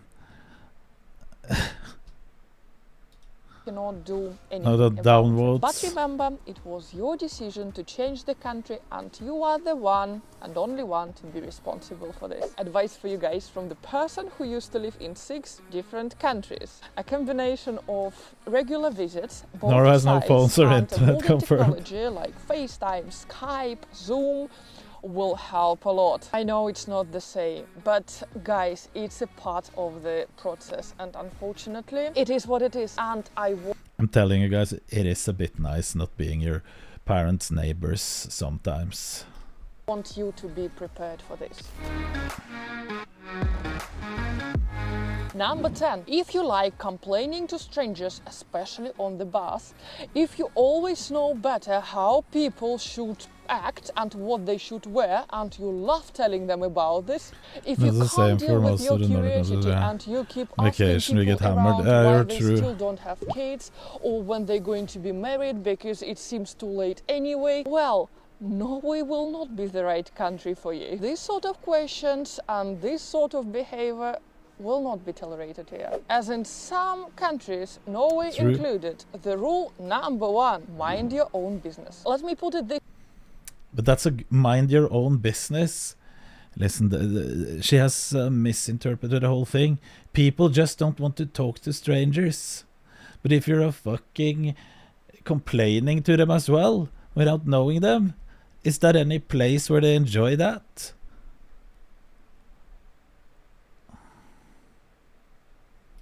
This way, if you need help, just go and ask for help.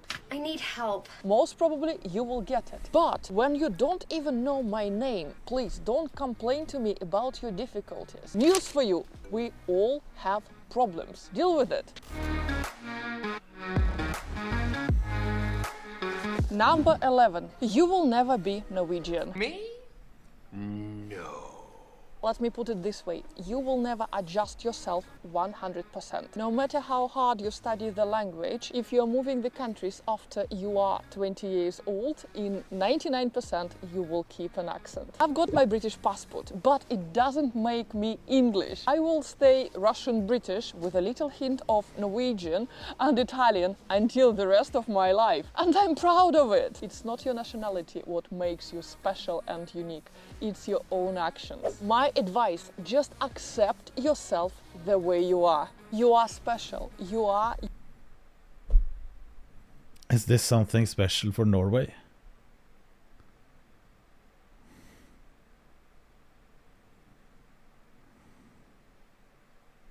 Unique. You are enough. You are perfect just the way you are. You don't need to be anyone else. Just be... Listen, dudes. None of us are perfect. Not even her with her lip fillers and Botox. Not perfect. None of us are.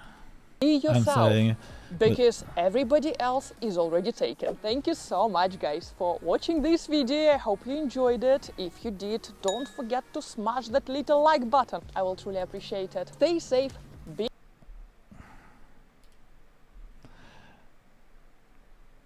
Let's see.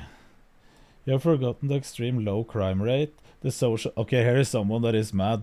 We were going for reasons why not to move to Norway. Low crime rate is a reason to move to Norway. Social security system is also a reason to move to Norway.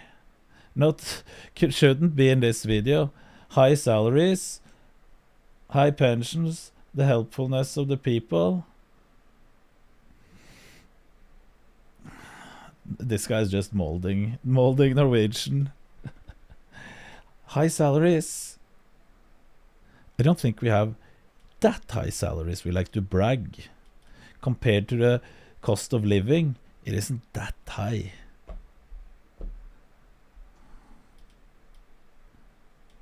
Helpfulness of the people. Yeah, we have a lot of helpful people, I agree. The equality of men and women in work and everyday life, true. Child friendliness, true. A clean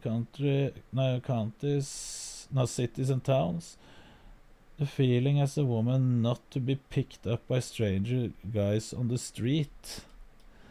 The feeling as a woman not to be picked up by strange guys on the street.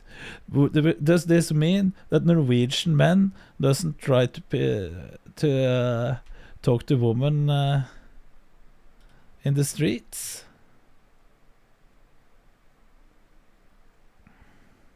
Clean air. There's a lot of countries in Europe with clean air, but yes, it's clean air. Beautiful, wide nature. Yeah, true. The state funding art and culture.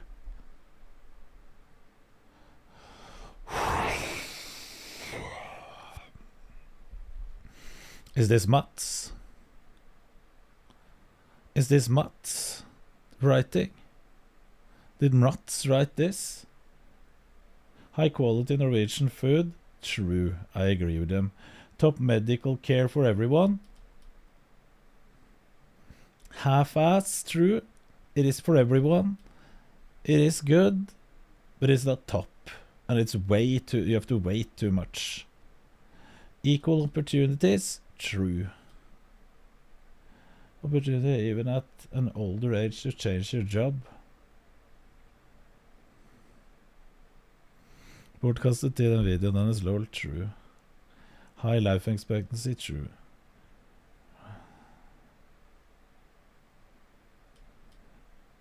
You're probably right. At the end of the day, Russia or UK is definitely the better countries to live in. Listen, dude, she never said that.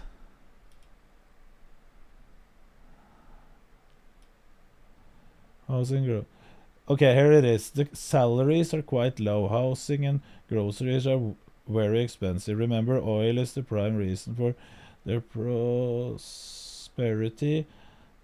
as they have managed it on the open market wisely.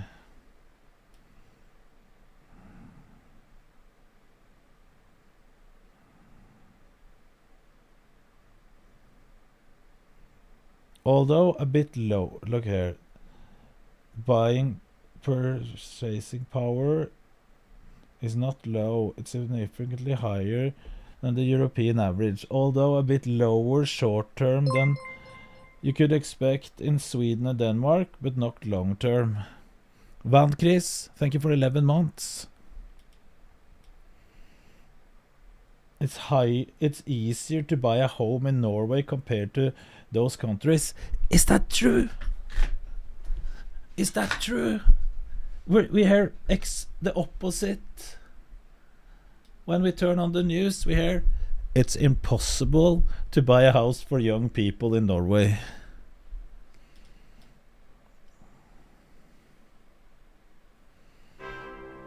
We got another download and got to level 5. Thank you.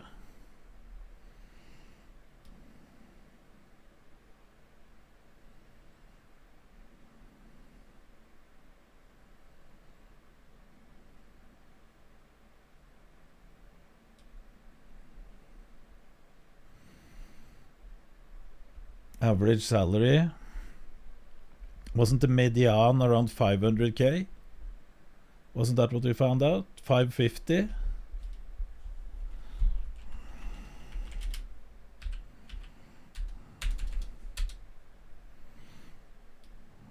Before taxes.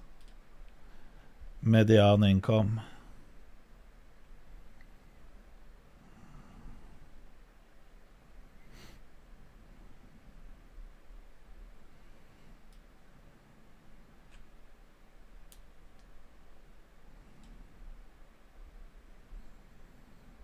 Sounds high compared to Germany and Austria. Yeah.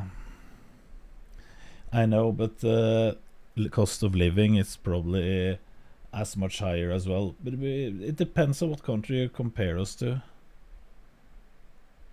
And who the fuck wants to have a mediocre income? Just asking. Who wants to be mediocre?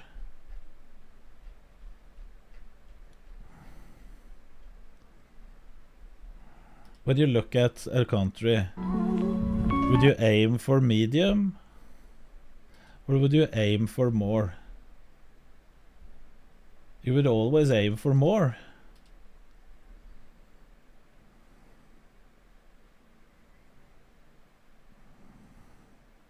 We're being rich when we go on vacation, that is correct. People who want to get by and don't live on welfare.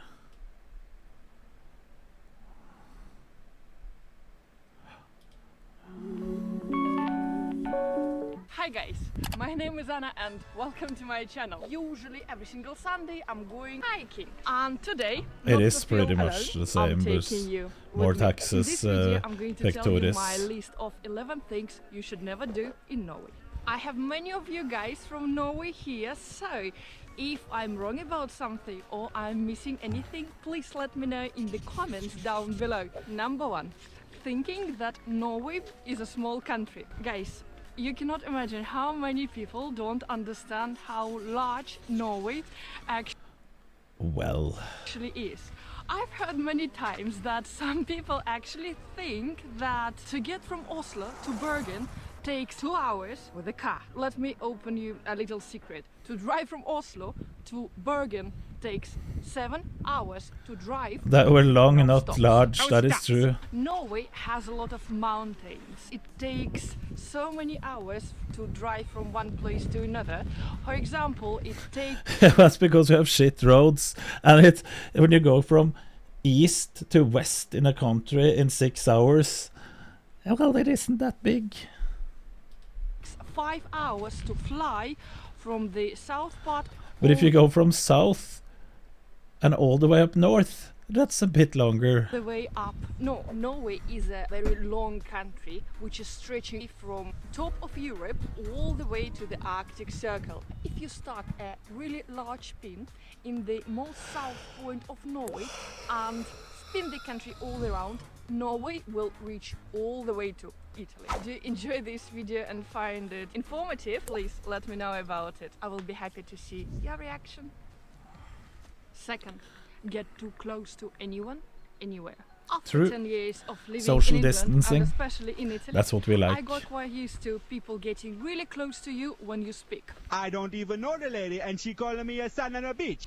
Norwegians are very different. People in Norway appreciate their personal 21 space. hours They're non-stop, not being rude, so it's just to their Lofoten, to nature. Oslo. If you're not Nei, sure nei. how close you should go, Vi er just watch their COVID-expert. body language and don't get any closer if they back away from you. Get away from me, boy. Get away. True, true, but I would say half a meter that's a good or thing. a meter is quite a safe distance. You're However, overlaying. during My current man, no. situation, I got You can't this reach, message from my colleagues. Keep this in mind. Third, never show up late. It is considered to be rude or to be Okay, late I need for to the pee, boys. I need to pee. Need at least 5.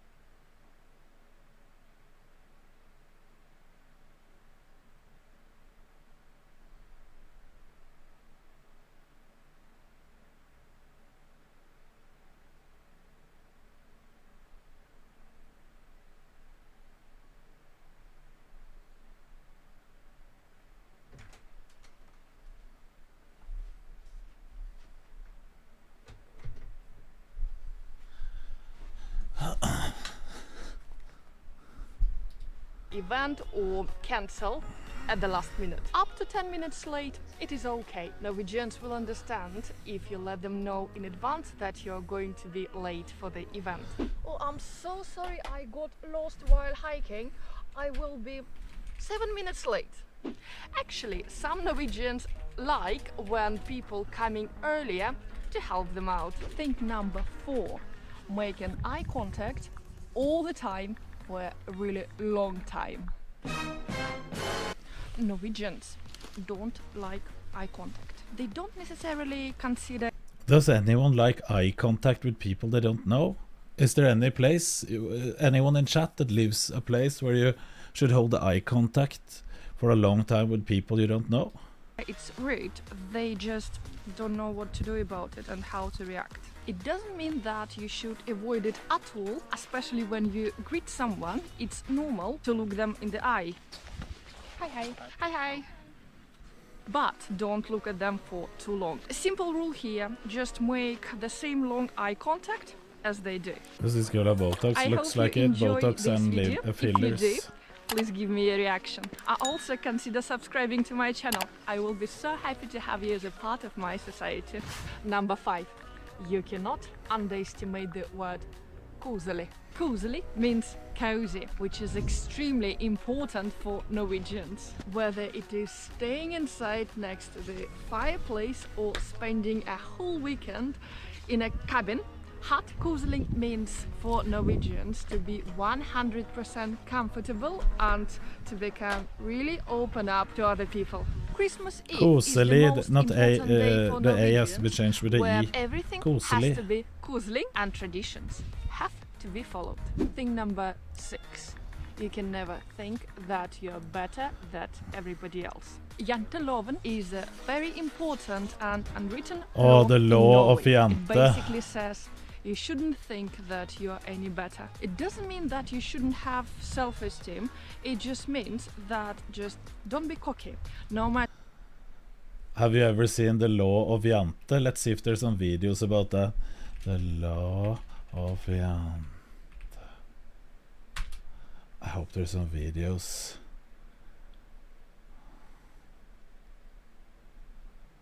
$11,000.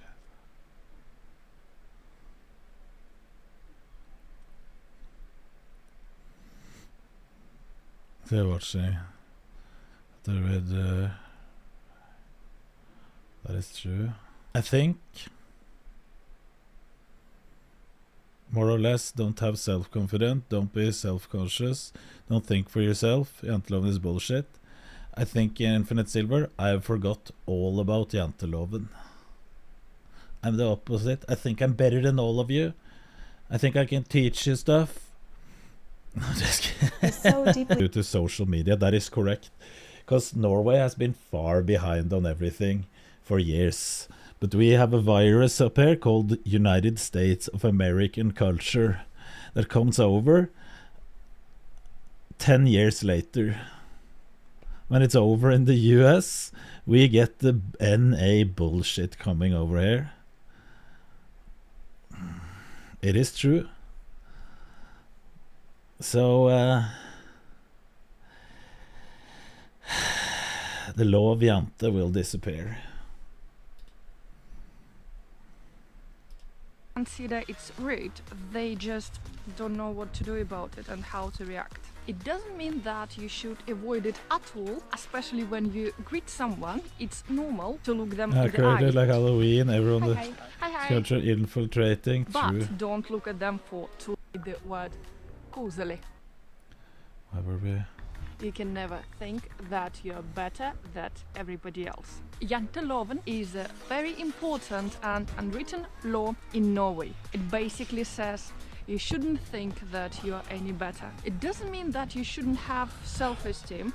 It just means that just don't be cocky, no matter how professional or how rich you are. Norwegians don't like people who brag. Number 7. Listen, I'm all up for if you have done a good thing. Let's say you have worked hard all your life. I would like you to see you showing it off a little bit. I don't say that I have to, but I like to see people that has worked and are they can show it off a little bit. I don't have anything against that. Might sound funny, but it is not funny at all, guys. When you're in Norway, never say that Sweden is better at winter sport. Listen, I don't care. I don't care if people say Sweden is better at winter sport, because they're not. Let's be real, just look at the statistics. Sorry, Swedes, but nah. No. Do you want me to look up the statistics? Which is keeping it simple, which is super nice. I don't doubt that. Yes, you have one sport, you have your fucking hockey, okay? Take that shit. We don't care. I don't care about hockey. I don't care about any winter sports at all. This shit. Marcus Hellner. This is the finals of the sprint, on ski sprint. Marcus Hellner, the Swedish hero, versus Petter Northug, the Norwegian hero. Let's see. Det han igjen. Follis var jo regjerende mester. Hun hentet med sølv I dag. No, Norway has won curling the most. Om 3 minutter har vi svaret. Hele Holmenkollen Is this Hellner? holder nå pusten. Skal Petter Northug ta gullet, eller skal Emil Jønsson endelig få et gull? Da finalen I gang. Norway has the red, Swedish, white and yellow. Svenskene blokkerer litt foran der med Jønsson og Modin. Oh, the Swedes are in front. Northug fram I ryggen på Modin, Hattestad I ryggen på This is Northug, that guy. Plassene bak I teten her, det viste Marit Bjørgen når hun gikk inn I utforkjøringen. Hellner kom jo med en sånn manøver på innsida her I semifinalen, skal han prøve det samme igjen. Northug litt stengt Black and yellow, men Hattestad fint fremme. Let's have a look. Let's skip a little bit. Og hvem takler mjølkesyra best? Skal Hellner ta sitt første VM-gull, eller skal Olav vinne? Marcus Hellner, the Swede in front. The Swede is in front and they're soon finished.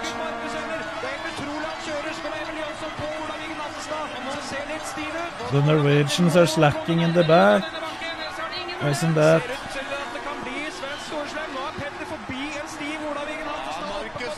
Petter Northug, number 3, number 10. Comfortable lead, it's only 200 meters left.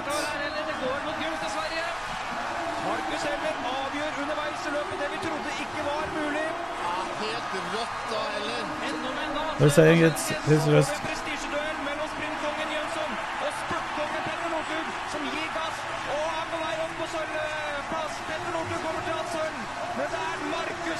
Sweden won.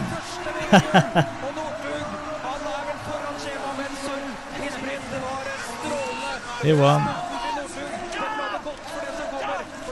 Deep fake. Marcus Hellner, da. Sveriges ankermann, viser at han I toppform, og at finishen sitter. I knew I was losing Hendon. No. It isn't fake. Sinnssykt, det skal ikke være mulig I VM-finalen. Den olympiske mesteren fra jaktstarten I OL, Marcus Hellner, viser at han Don't believe it, no proof. en sprint I VM også. Gutter, Olav Wiggen Hattestad blir nummer 4 som han ble I OL. Ja, Paul Gordon. Skal vi snakke med en...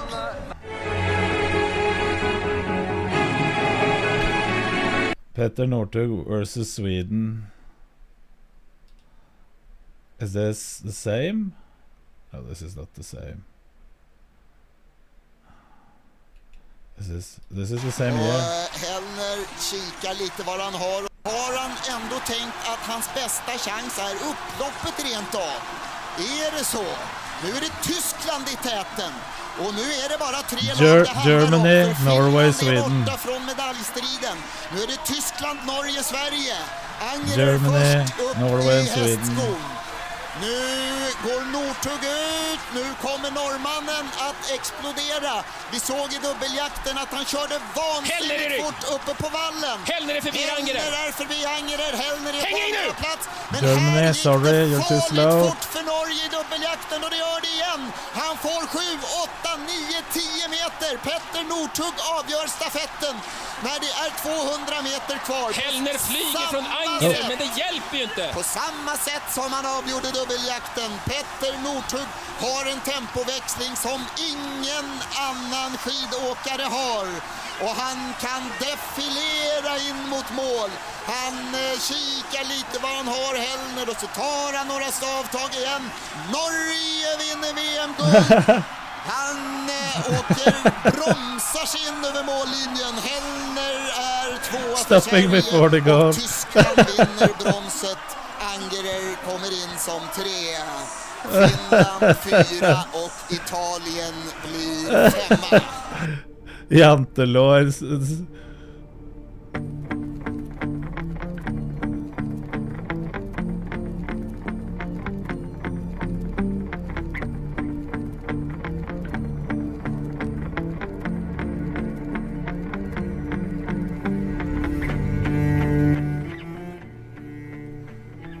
There's the Swedes in the back.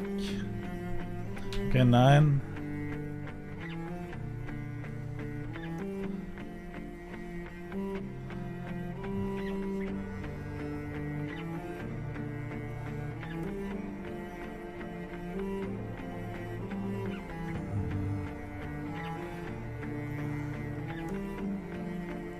Fleskepus, thank you for 21 months.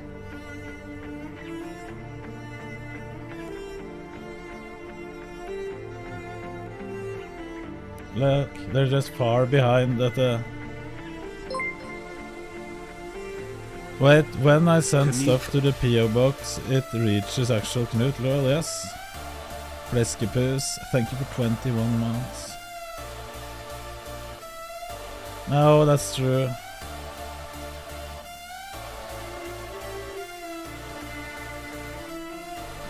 Three Norwegians in front.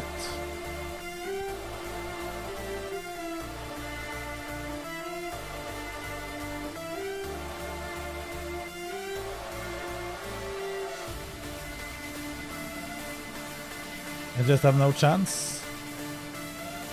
What do you need from Switzerland? I don't know. Pectores, you probably know better than me.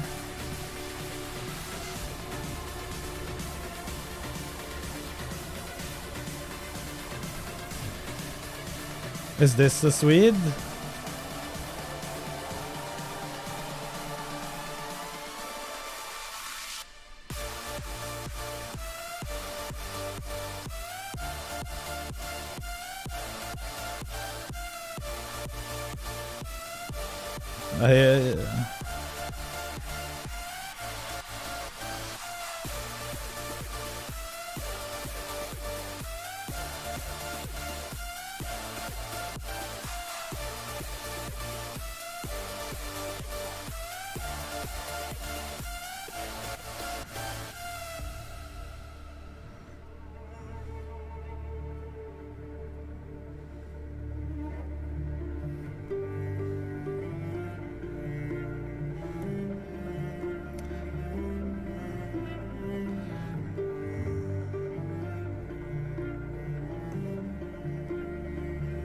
I don't think anyone could beat it when he was on top.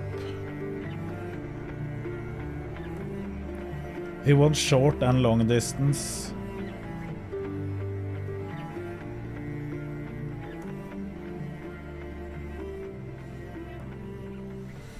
I think the most insane thing I've seen him doing, Exens, thank you for 4 months, must be when he did a 50 kilometer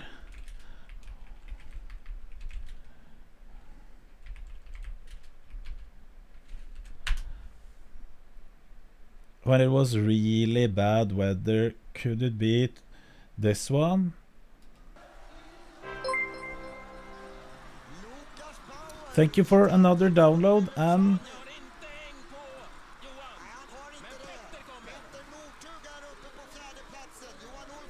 he's there. 2 hours skiing. Maybe it was.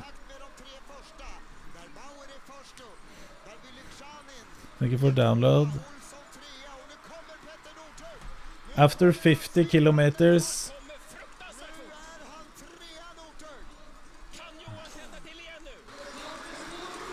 Fyra man, 3 medaljer ska delas ut. Har du någonting kvar nu, Johan Olsson, i en upploppsfight? Här är några mäktiga spurtare, framförallt Wyleczanin och Northug. Bauer kan kanske hinna på. Wyleczanin går ut och här kommer Northug. In between the Russian guy. Sig fram till guldet. Petter Northug gör det igen.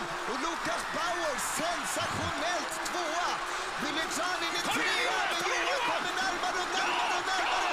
Och Wyleczanin orkar inte att tappa balansen och det blir bra. Yes! Helt osannolikt! After 50 kilometers on ski, this is insane. We have Colonia, Dario Colonia from Switzerland as well, representing. Han var ju slagen in på upploppet. Det kanske fanns en chans på Bauer. Men Bauer höll ju emot och blev tvåa. Och det var istället This might be the one.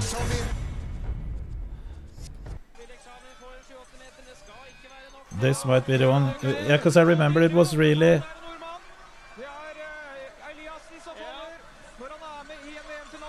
This is also after 2 hours.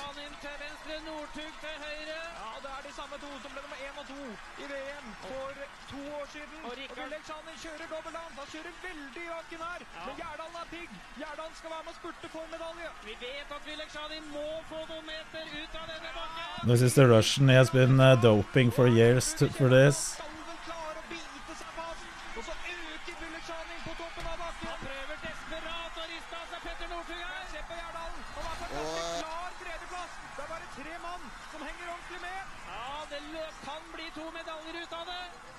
Absolutt. Og finnen oppe. Helt utrolig. Det jo mirakuløst, og så stikker Wyleczanin. Det ser ut til å bli en duell. Må sølvvinneren og gullvinneren fra forrige VM. Greatest athlete from Norway, that's a good question.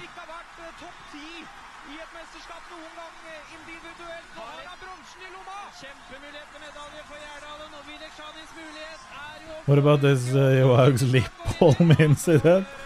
It's doping.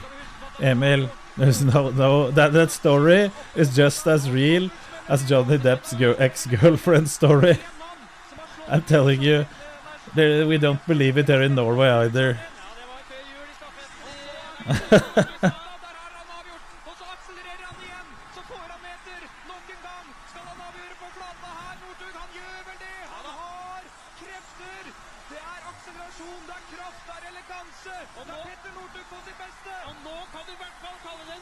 Flavored lip balm, ja.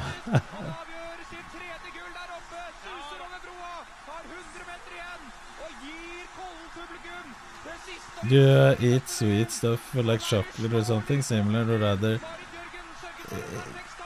No, thank you, no vegan box.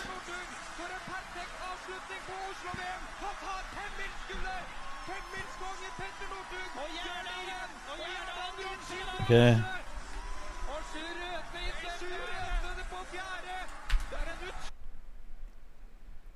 Highlights. Female skier. You can see it's a bit slower. Men så har de heller ikke hatt en muskelbunn fra Rognes på siste etappe. The coping people saying Norwegian skiers use asthma medication for performance. They do. But they do.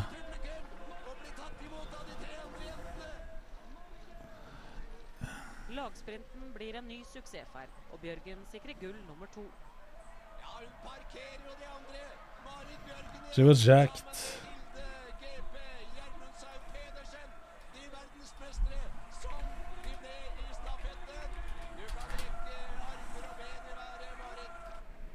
Med 4 medaljer i boks går Bjørgen ut med lave skuldre på den avsluttende 3-mila.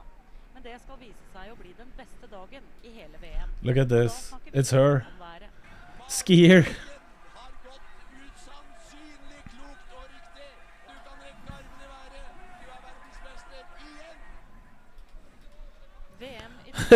Kanskje Den gangen var det i glede. Lite ante hun da om at det ville bli helt andre tårer i de 3 neste mesterskapene. Det blitt 2006. OL-forberedelsene tilsynelatende idylliske. Men Bjørgen har hatt influensa og 9 treningsfrie dager. Målet om 4 medaljer virker uoppnåelig allerede. The thing is, when I see this, I know a bit about what's possible for humans. This isn't possible. If she doesn't have like Ronnie Coleman genetics. This It's looks just how like it a is. Banskern Canuck looking at you. Break, thank you for 5 months. Natural, you say? Yes, this isn't possible natural to look like this when you're a skier. Yes, for women it's impossible, that's just facts. So as a Norwegian, I'm saying it. You can't be a cardio athlete and look like this. It's just not possible. Jeg har jo vurdert litt om jeg enten skal kutte helt og finne på litt andre ting og la kroppen få hvile, eller om jeg skal holde I gang og trene litt rolig og prøve med Because skiing 8 hours a day doesn't give you these arms or those legs. This is how you would look. Året etter det nytt VM, nye muligheter. Men for Bjørgen, nye nedturer. Hun blir nummer 16 og 19 I de 2 første konkurransene. Og når det tid for stafett, hun ikke god nok for ankeret. No, it doesn't help Infinite Silver, that's just how it is. I can guarantee you, this isn't natural. That's, I can say it with 99.99% accuracy. This is not natural. Exactly what it is. It was just a timeout. What it is, I'm not sure. Because it is because they're using different kinds of drugs in different sports.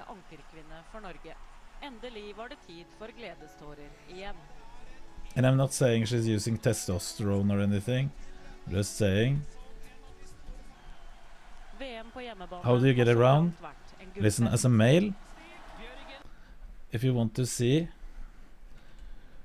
doping in sports, no, not in sprint, in sports.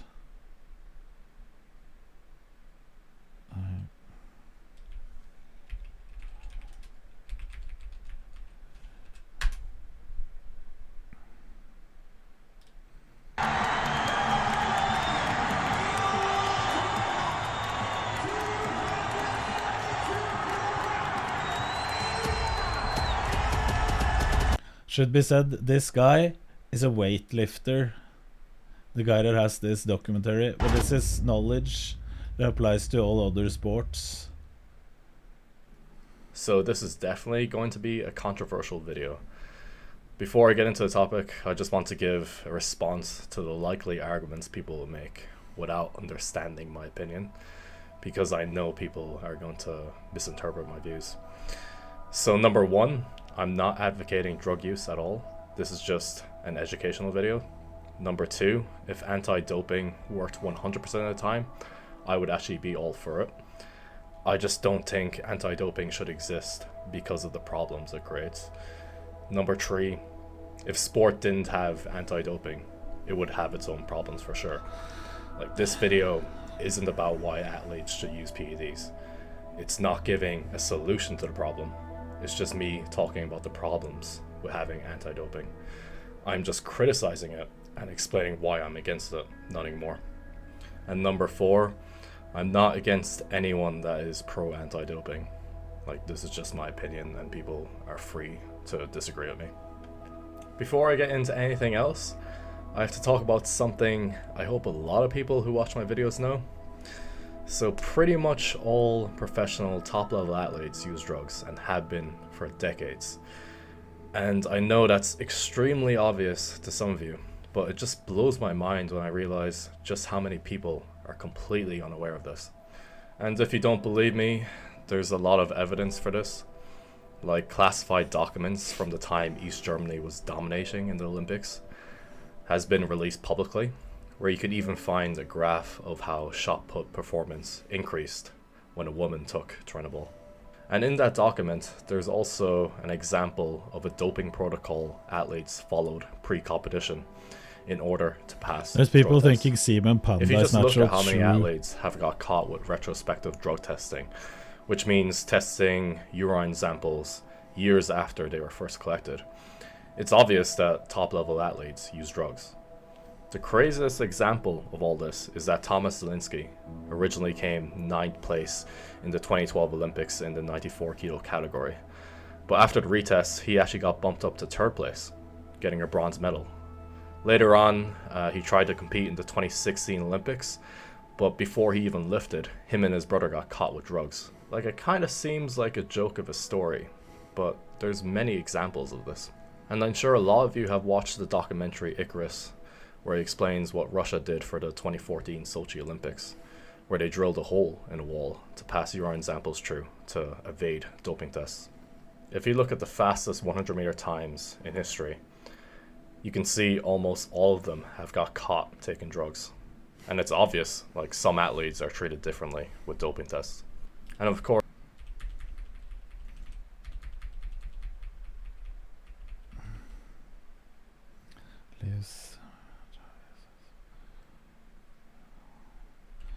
look at the 100-meter world records.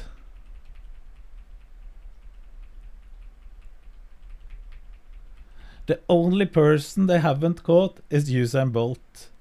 Do you really think? You really think that he can beat all of these guys on drugs? I don't believe it. He's built different, yes. But let's say if they go 10, 15, maybe 30 years and then retests his samples, he's not going to be. He's going to have a red mark over his records as well. I can guarantee you. Some athletes are treated differently with doping tests. And of course, everyone's favorite weightlifter, Lasha, was banned in 2013 when he tested positive for Winstraw. A couple of years after his suspension ended, he added 80 kilos to his total, becoming the greatest super heavyweight of all time, while passing every single drug test for the past couple of years. I could spend all day giving examples and proof. Again, being caught using drugs, then he gets way stronger and passing all tests. That top-level athletes use drugs, but then this video would be just way too long. Again, I'm just amazed that a lot of people don't realize that professional athletes use drugs. And people that know also assume everyone knows. But I'd say only a small percentage of the population knows what's going on. Even people in my comment section say they believe most top athletes are clean. So with that obvious fact that everyone should know, there's a lot of corruption in weightlifting and sports in general. And this really isn't talked about enough. But what is the source of this corruption? Like, what allows this corruption to exist?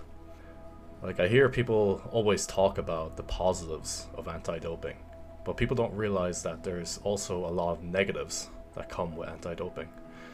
Like, you're probably wondering, like, how is this? Like, isn't drug testing supposed to protect people and create a fair sporting then we had environment? Dardy and Oscar beating Like, them with 10 minutes. A level playing field? Margin Does it is just not prevent people from possible having without an drugs. unfair The Swedes advantage doping, over other Doku people? talks about it there. Yeah, Like, you're just looking solely 100% at correct. that, it actually does the complete opposite. You're 100% correct. That It's might not sound kind possible. of crazy to you, but just think about it for a minute. Do you really believe drug testing? And also, like for the Norwegian skiing team, they're always like saying, oh, we train better than others, we do this better than others. I'm saying it. Doped athletes will beat non-doped athletes every time. Because we're not talking, like, it's not like those other athletes isn't training. They're professional top athletes from their countries. We're not talking about putting a random guy from the streets up against them, because then it wouldn't Every work like country that. But in the we're world is talking equal. Well, if you're top born in a athletes westernized country where drug testing is generally stricter from other places, you'll be a severe disadvantage compared to a weightlifter born in a country where drug testing is far less strict. For example, No, if you're yeah, born I in can- I'm not America, saying- where you get tested multiple times per year outside of competition, how can you hope to compete against a weightlifter from a country like North Korea, where out-of-competition drug testing is non-existent? And yes, North Korean weightlifters are winning Olympic of medals. course she was on though. Like, do you really think WADA enters a country like North Korea? Yeah, that's what you're saying. I out-of-competition can. drug testing? I There are get you multiple what you said countries now. where drug testing is corrupt and non-existent. In order for WADA to enter some countries, they'd have to obtain visas. Those countries can get notified when they apply for visas, so the athletes in that country can simply go off their drugs, get tested, and be clean. Do you think the likes of Iran, China, Russia, and other countries have as robust drug testing as the United States? Like, even drug testing in Ireland is far less strict than that of In Ireland. So someone living here would have an advantage over an American lifter.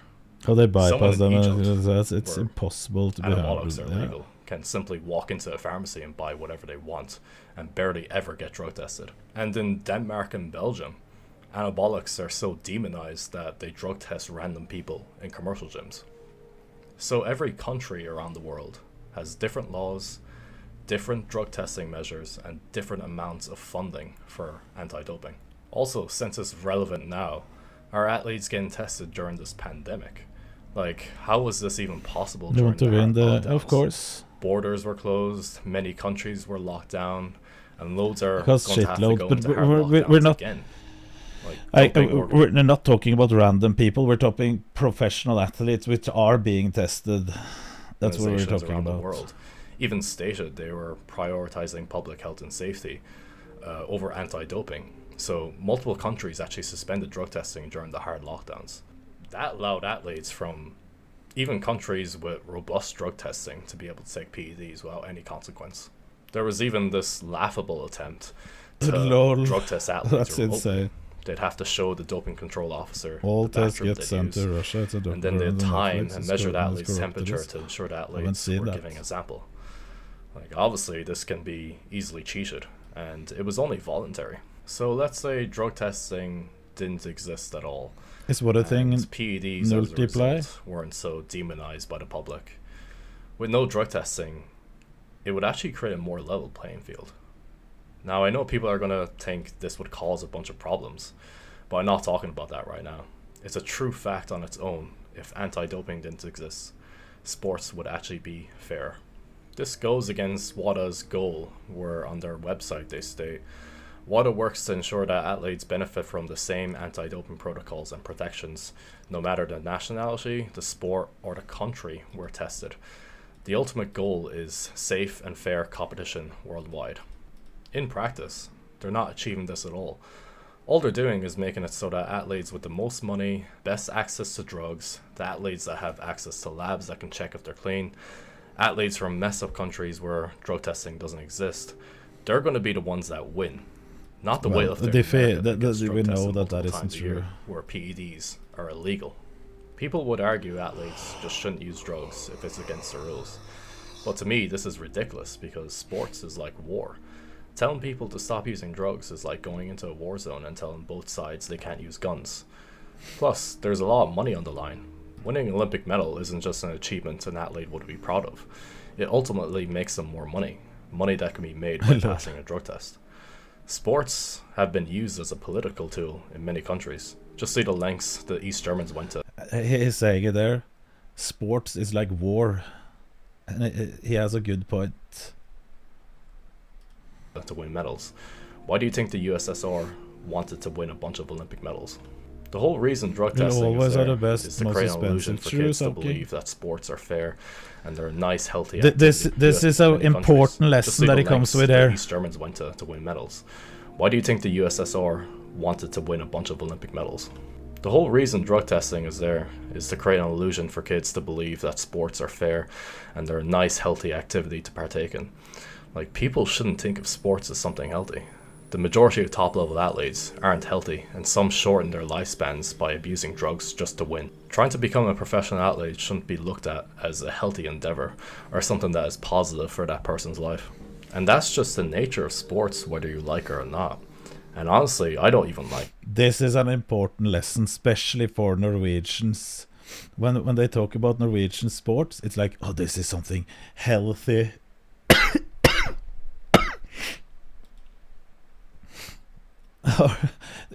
It doesn't matter if they're clean either. It isn't healthy being a professional athlete in any way.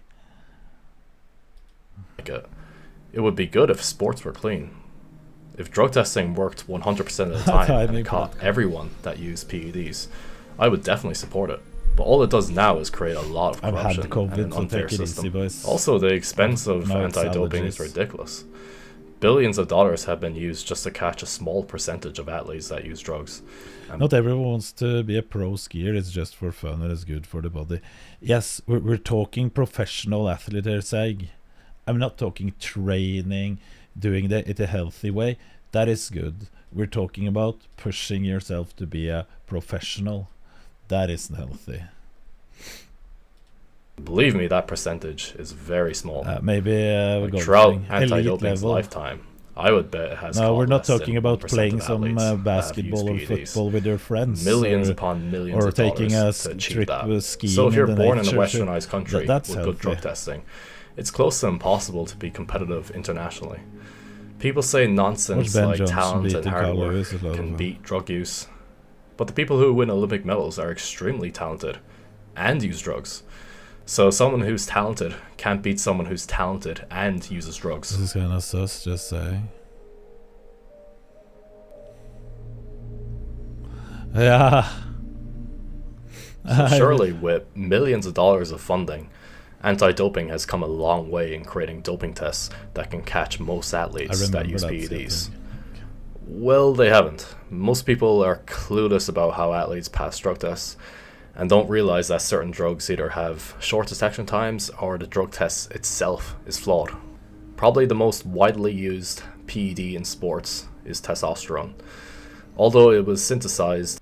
Loco, that is true. All Norwegian skiers are on asthma medicine. That makes no sense. Why would you do a sport if you have asthma and wins every time?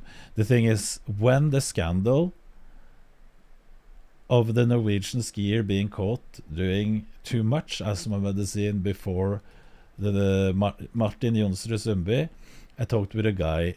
His father was like overlege, I'm not sure what that is, on the hospital, on the avdeling. What is that in English? I don't remember. Like the part of the hospital that is responsible for asthma. Which means head doctor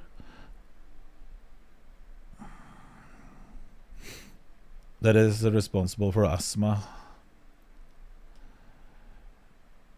He said that the amounts of asthma medicine that Martin Jonsrud Sundby used before he was caught was more, like multiple times the doses he had given to any patients ever.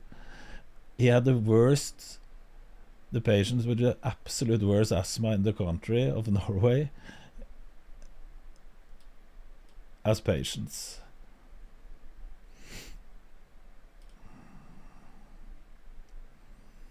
You applied for the... Okay, I'll put you in. The thing is, what he said, what that doctor said, was if he had asthma to the level that was even closer to those that he needed those amount of asthma medicine, he wouldn't be a good skier. That's his words. You said you were...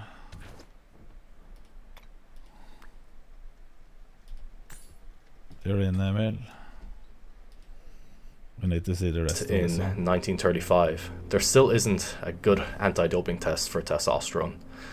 The current test for testosterone is the testosterone to epitestosterone ratio test, or the TT ratio test, and this is used alongside the carbon isotope ratio test. So to understand how the TT ratio test works, you first have to understand how testosterone is produced in the body. So epitestosterone is formed as a byproduct in the creation of testosterone. Now epitestosterone is similar in structure It's not my to fault, testosterone. Tisha, that stream They're elements is epimers, slow. meaning they are mirror images of each other. So testosterone. Hello, Canute. Me and chat were wondering about your daily vitamin intake per day. Do you take a lot of vitamins per day? What kind of vitamins do you take? Is it vitamin A, vitamin B, vitamin C, vitamin D, or is it all of them at once? And if so, how do you get a hold of all those vitamins? And how do you buy them? Do you just order them online?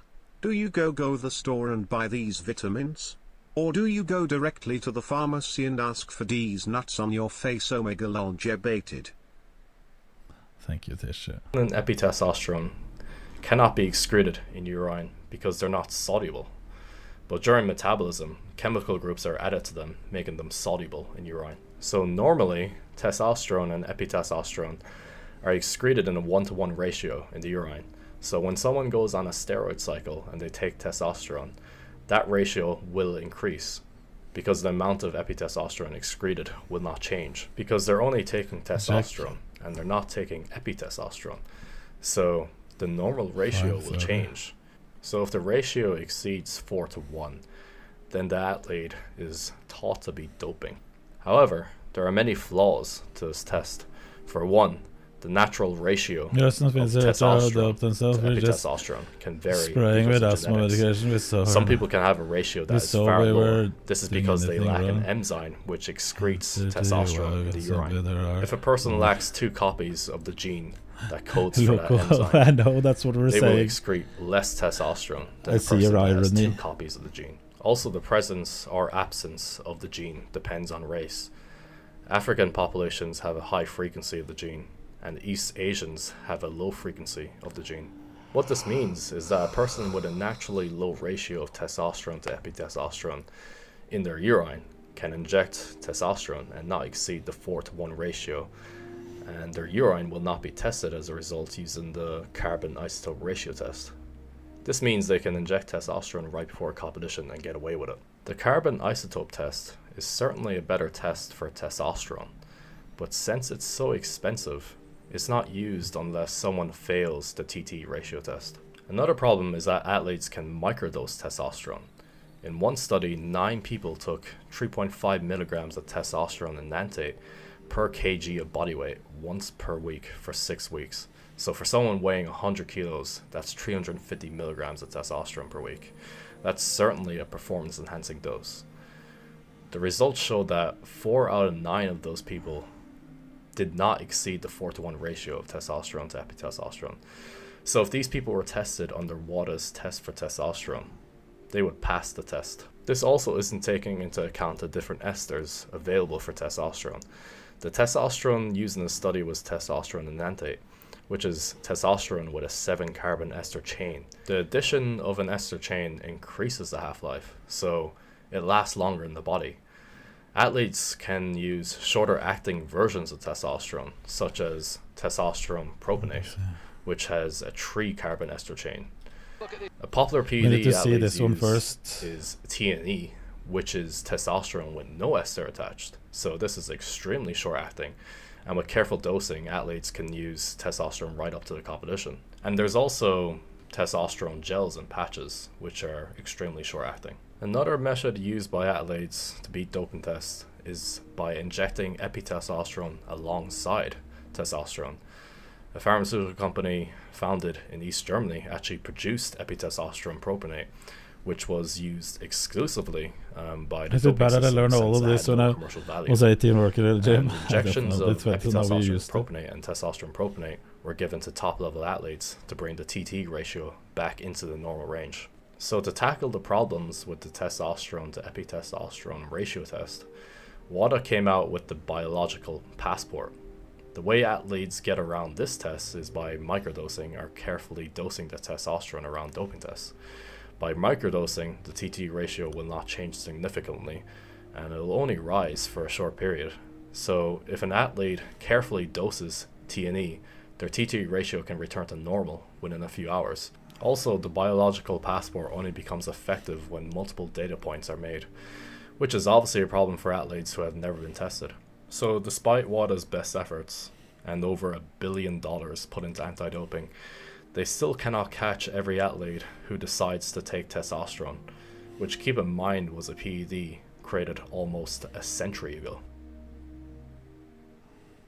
So probably the most advanced way athletes pass drug tests is by taking designer compounds. A lot of you probably heard of the Balco scandal, where designer steroids were given to athletes. These are steroids that are completely undetectable because they are unknown by WADA. During the synthesis of new drugs, typically thousands of analogs are synthesized. Then a number of trials take place in order to find the most suitable compound. Of course, this happened in the 1950s and 60s, when a lot of research was performed on steroids for clinical use. A lot of that research was published, and a lot of these steroids were tested for anabolic activity. A reason many of them aren't on the market is most likely because they failed to treat a certain medical condition, or they had too many side effects. So what Balco did was they synthesized norbolitone, THG, and DMT. Norbolitone was a steroid that was actually synthesized by a pharmaceutical company called Wyatt, but they did not release it to the market.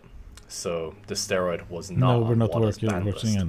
Patrick Arnold, an organic chemist, found the way to synthesize norbolitone in just a one-step reaction with a steroid that was in contraception pills. This was completely undetectable at the time, and many people got away with using it.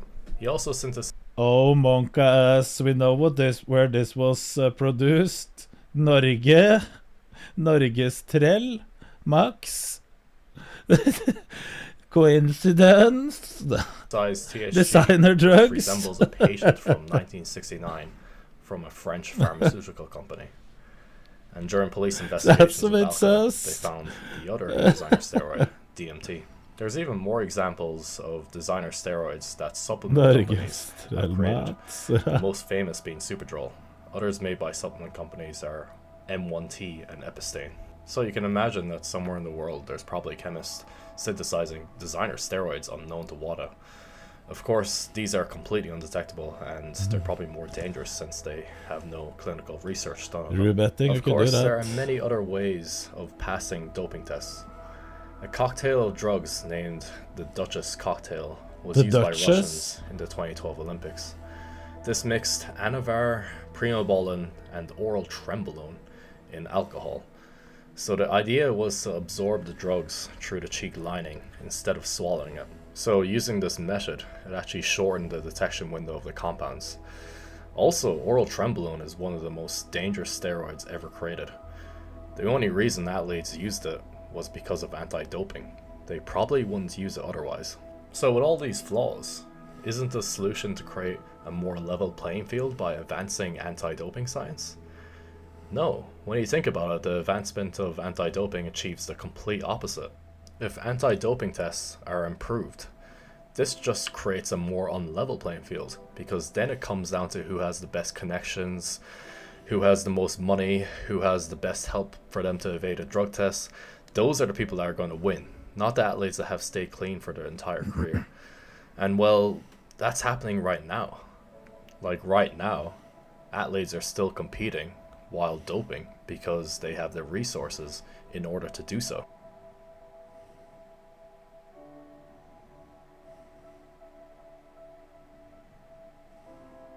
For athletes aiming to win, the option isn't what is the safest compound to use.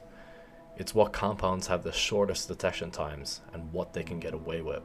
So if you're an athlete that wants to be competitive internationally, you're going to have to use dangerous PEDs with shorter detection times, some of which there's barely any research put into them, and certainly not clinical trials.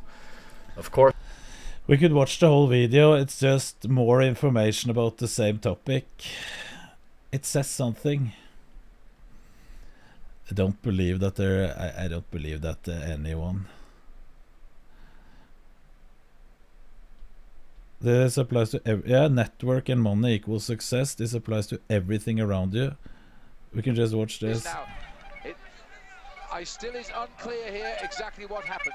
I can't see. I think he just touched somebody with his handlebar there, but his chain is off. His chain is stuck, and it's complete and utter chaos at the back end of the bike race. Can he recover? He's on his same bicycle. His teammate is there right now. He's changed up onto the gear to try and get himself. He's got a teammate there. There is Chechu Riviera. Calm down. Don't panic, lads. He's saying he's putting his hand down and saying, don't worry. Ben Johnson there. The adrenaline will be pumping now like you will not believe here. He's got to control it. Otherwise, he'll take himself over the top. He's so lucky to have a teammate, and I think he's waiting. Well, Ulrich is now in first place. I can't believe he will take advantage of this. He's looking over his shoulders. He knows there's a possibility of winning the Tour de France right now, but he's not sure what's happening. There is Vinokourov in front. There is Iban Mayo. He's the man who went down with Armstrong as well. Oh, what is going on? There's a problem with his pedals. He has a problem with his pedals. This is what happened. I think his pedal may have broken. This happened. He didn't hit anybody. Well, it was the problem with his pedals. It was very strange to see that.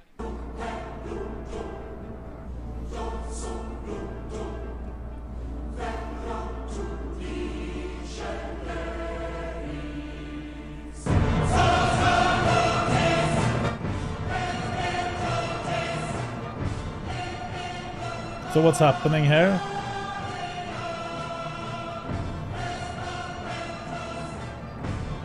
Is Lance Armstrong just going uphill?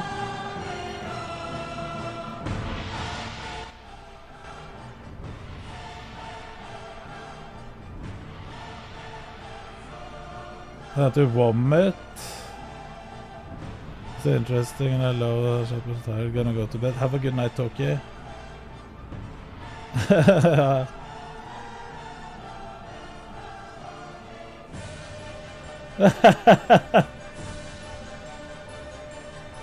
He was at the back, but in upper, got past everyone. I know, it's insane. How the fuck do you even do that? Everyone else is surely clean in this one. Yeah, but the thing is, I don't feel bad for his opponents because they're probably not any better than him.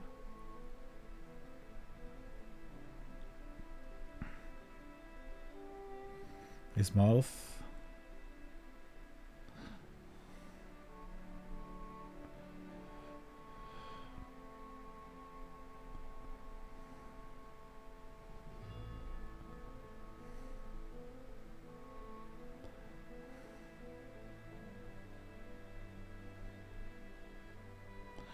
It's safe to say that absolutely everyone in Tour de France is on doping, yes.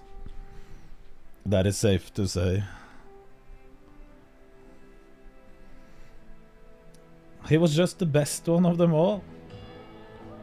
He was just best at the same time.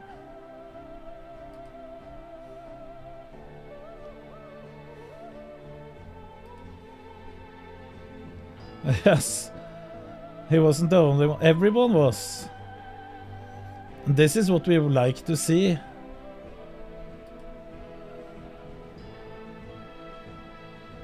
He's not even, it's not best at doping, he's the best on the bicycle of everyone.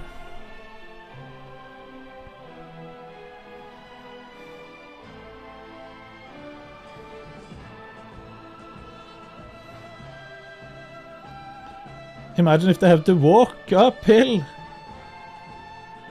You can remain the best if you caught. You can't remain the best if you get caught, unfortunately, in the public eye.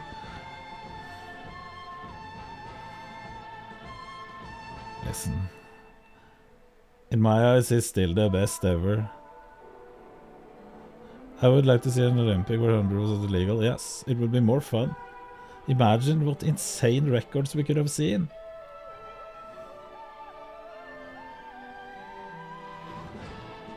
Yes, Emil, that is true. He would have, without any use, he would still be the best.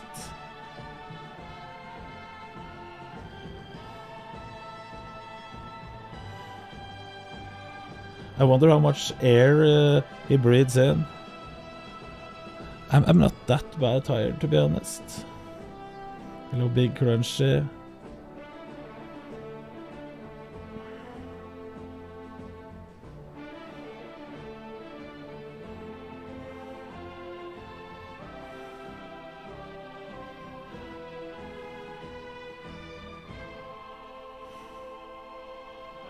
It's your daughter, she's good.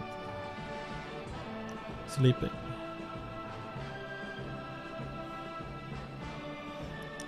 I don't think you should be able to be under influence. Well, they're doping their cars.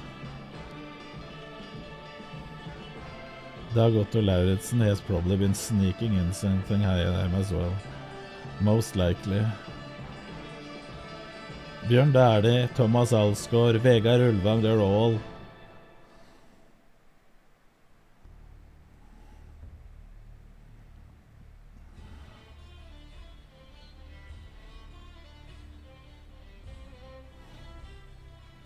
They even had Therese Johaug is caught doing it.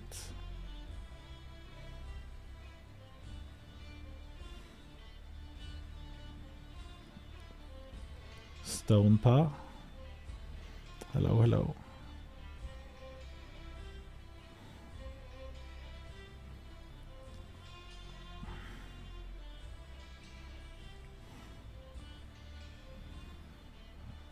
Insane Mountains, yeah. He's stronger than a fucking car. He goes faster than the cars uphill. not breaking a sweat. Why can't you believe that, loco? Do you think he would have any name in bicycling if he didn't? That's the thing. It's 100% sure. There's no way he didn't. That's what people is misinterpreting it as well, because they think, oh, they have to be the sneaky bad people. No, they're just athletes. That's the thing. They're just athletes.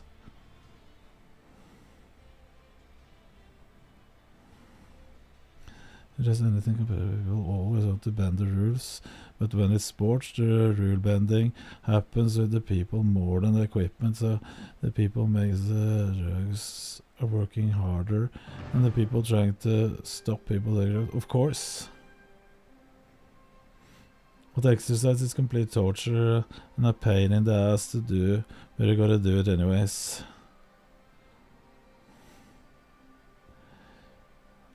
When it passes, okay?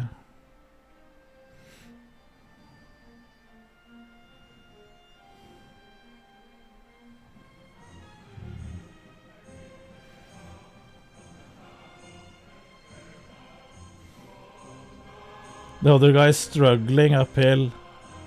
Lance Armstrong pushing him a little bit, giving him a push.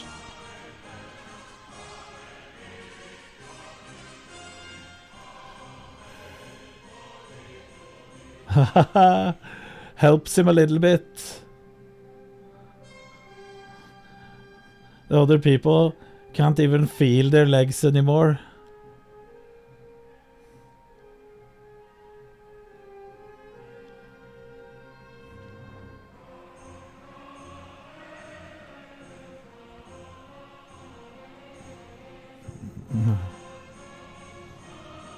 No, but this guy has also the best genetics for bicycling or for doing this. There's no doubt. I saw an article of someone wondering what it would be like if athletes were allowed to take stuff they can find the against each other. You think it was also so the Olympics, you mean? Yeah, true.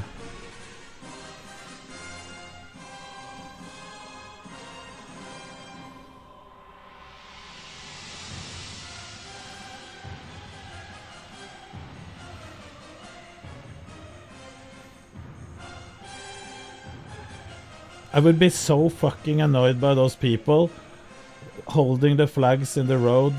I would be so fucking annoyed.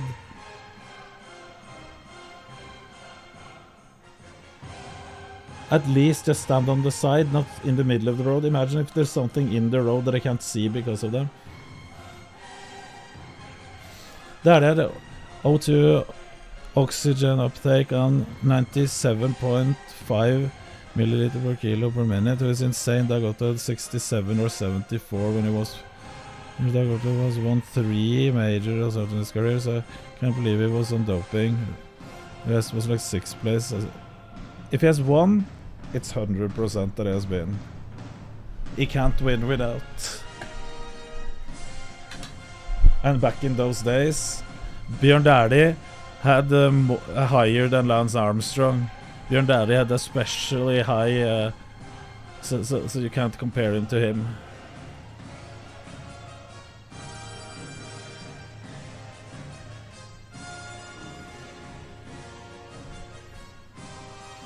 Dagotto also said he never seen doping in cyclists, which also is a lie. Yeah. I can guarantee you, 100%.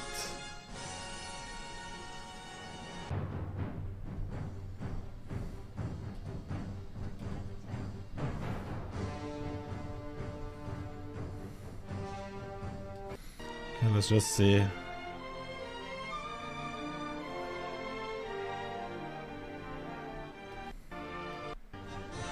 Is he catching up?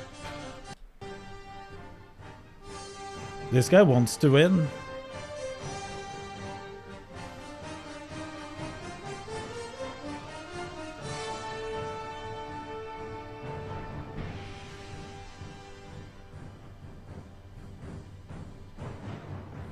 When did he catch them?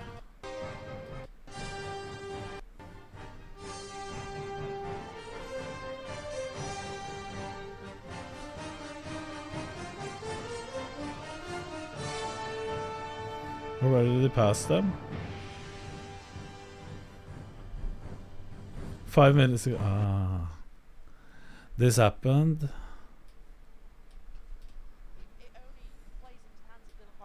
Means that he gains. Oh! Huge crash. Somehow he's standing up. I don't know how he is, but Yves Lampert with a massive crash.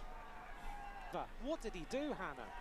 I think he what? Actually there was a Wait. But what did he do?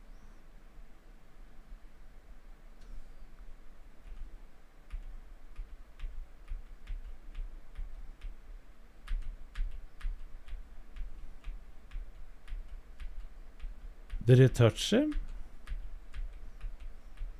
Yes. Look at his arm. To that idiot.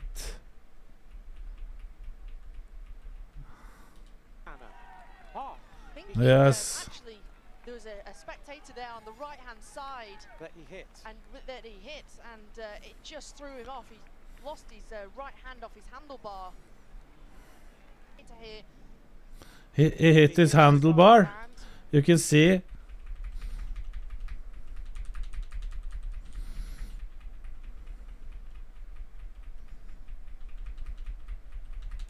Why is this so slow?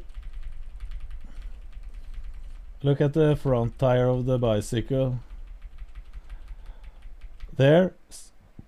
Straight.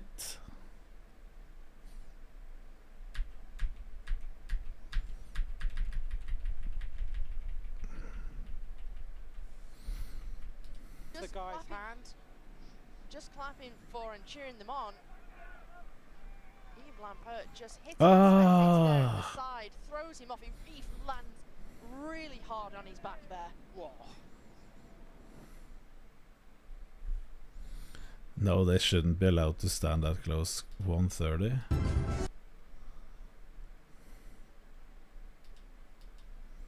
Unclear here exactly what happened when and now it was Yves. Oh, what's happened here?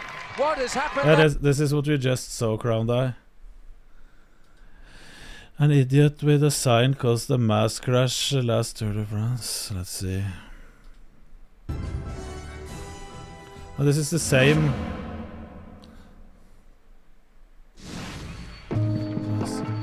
We've already seen Lance Armstrong in the centenary tour of 2003 doing a bit of cyclocross through a ploughed field to stay upright and in contention for his 5th consecutive victory. But there were other unexpected sights in that tour. Armstrong dehydrated and losing a minute 36 to Jan Ullrich in the tour's first long time trial, for example. He will keep his leader's yellow jersey, but he is yet again reminded he is in. Yeah, we saw this one. And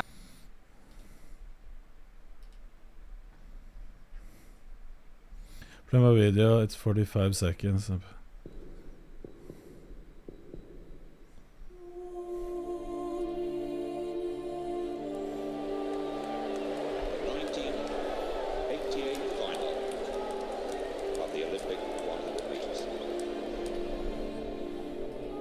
They're taking the great advantage that he has away from him. Let's see his reaction now. Can't break. And it's a fair start. And it is Raymond Stewart with a start. It is Ben Johnson with a start. Can Carl catch him? No! It's Ben Johnson. Ben Johnson does it again. Unbelievable! 9-7-9! Absolutely incredible! Eyes look guilty, lol.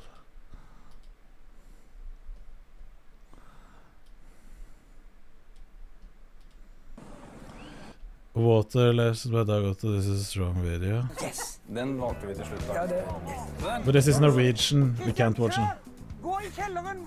Der holdt jeg på å begynne sånn på han ved siden av. Okay, it's just 1 minute 40. Gi litt gass, som jeg sier. Jeg har skjønt de tegnene mine. Gi gass. Ja. Gi gass. Det betyr egentlig å onanere en annen mann. Nei, det betyr gi gass. Men du ser, du bruker jo dette språket ditt. Ja, men jeg gjør det. Altså, det faller bare helt naturlig. Jeg gjør det der det er naturlig. Men det er universelt liksom i sykkelverden? Ja. Jeg ble forstått. For du gjør sånn, det betyr... Ja. Lette bein, lette gir, kom an, giga. Universelt for lette gir. Ja. Men jeg visste ikke at dette her... Was using stuff and var å drikke vann. Ja, når du kjører i feltet i 60 km og skal prøve å peke til bilen bak og du skal ha noe vann, det er ikke så vanskelig å forstå det. Jeg vet ikke, men vi kan se hva de der gutta som du sykler med her, hva tror du de tenker når du skal ha vann? Hei! Hvordan går det da i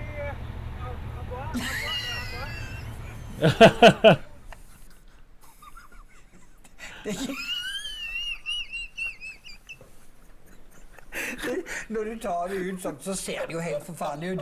Det der må vi i hvert fall klippe vekk. Det ser jo... Du så jo at han I like this guy. I like Dagotto. It's fun AF. It's a good character. Ja, nei, det var ikke det. Han forstod det. Jeg gikk jo rett bak og hentet vann til meg. Det var med som var kaptein. Han turte ikke noe? Nei.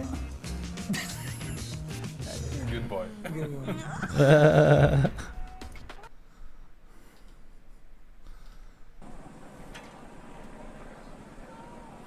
Oh my god, that must hurt. Oh, that sign. What kind of... How dumb is this person?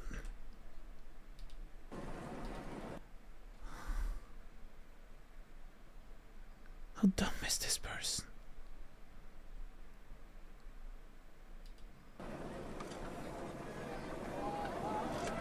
Oh, I would have been mad. I would have been so fucking mad if I was that bike. Yeah, I find a lot true.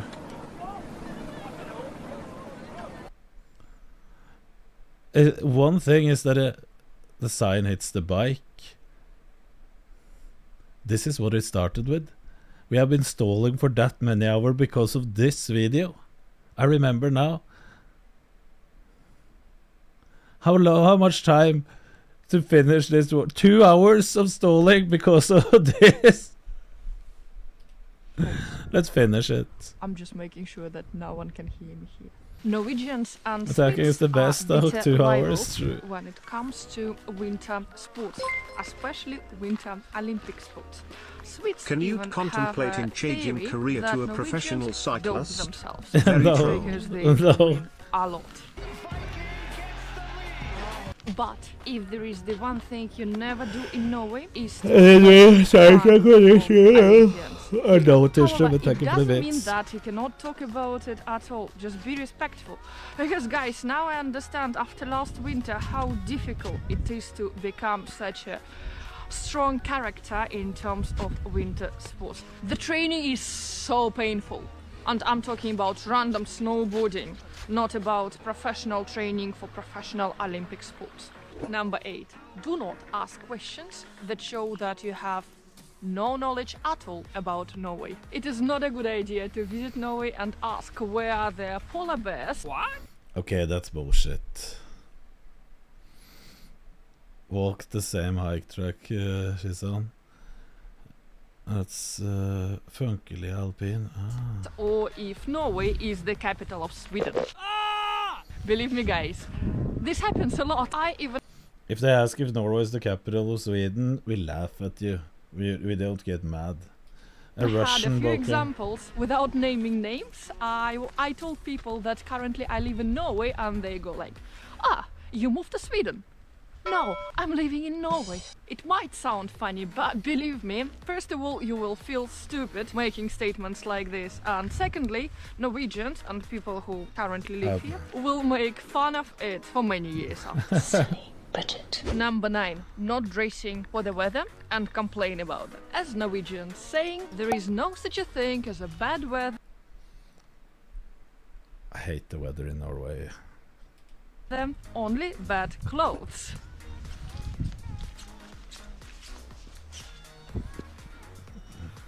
Oh no! I told you there is not such a thing as a bad weather. We always complain about the weather, Actually, that is true. Norwegians complain quite a lot about the weather. True. Go to Bergen and talk to local Norwegians there. They will complain a lot about how often it's raining here. However, Norwegians know exactly how to dress up for the cold weather.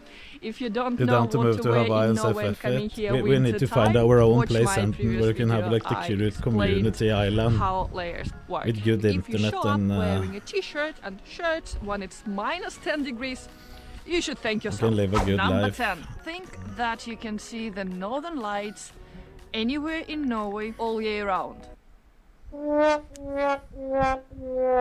Some people actually think that it's dark in Norway all the time and you can see the northern lights everywhere and all year round. What?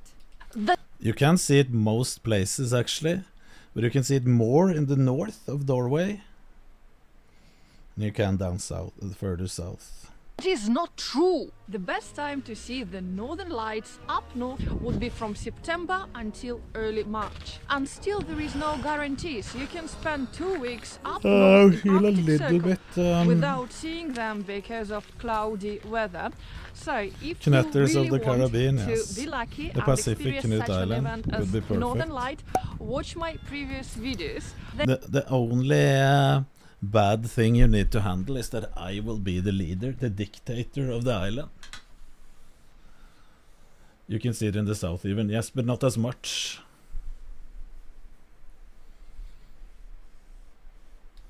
There I'm explaining how to book a proper tour to the Arctic Circle. How to behave in Norway, buy some solo super and chill. The northern lights. And stay away They from can everyone, even Capia. bring you all the way to Finland to make sure that your dream will come true and you will see the northern lights. Knut Korea. Number 11. Visit only Oslo, the capital of Norway. And actually, in Norwegian, the right way to pronounce the name of the capital is Oslo.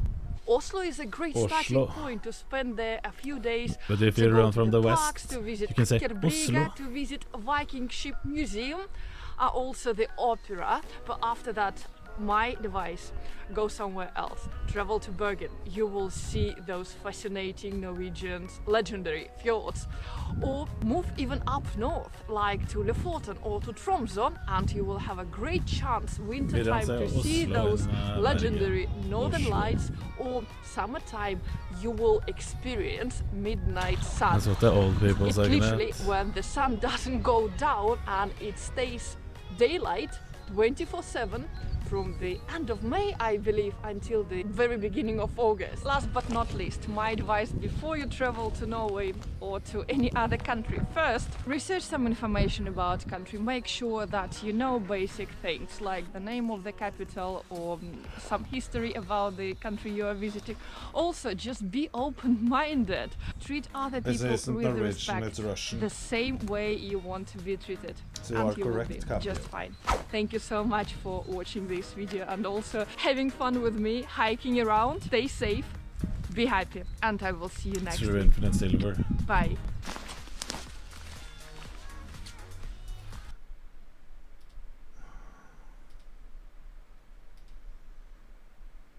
the fuck is Tecton doing? Watching. Don't be open-minded in Norway, are you insane? Her cheeks are permanently the same position because of the filler. It's not fillers, Emil, that's Botox that keeps them still. Fillers fills up. What is this guy doing? Oh, 6. Fuck. Alright. A mute shovel might be spicy. Rob, how is your secret mute ex-con? Oh, it's about Vince McMahon. This. I don't get it. Vince McMahon is an impressive old man. Can we all acknowledge that that Axe is really into NTR? I mean, come on, man. I mean, when that dude says his DMs are open, he means that his DMs are. Well, these kilos aren't real though. It's not squatting 1,000 lbs. If you consider Stanley Parable, it's drift. Of course. Dude, I'll play whatever chat wants me to play, man. This random Camilla has Shawn Mendes in VR chat. Who's that?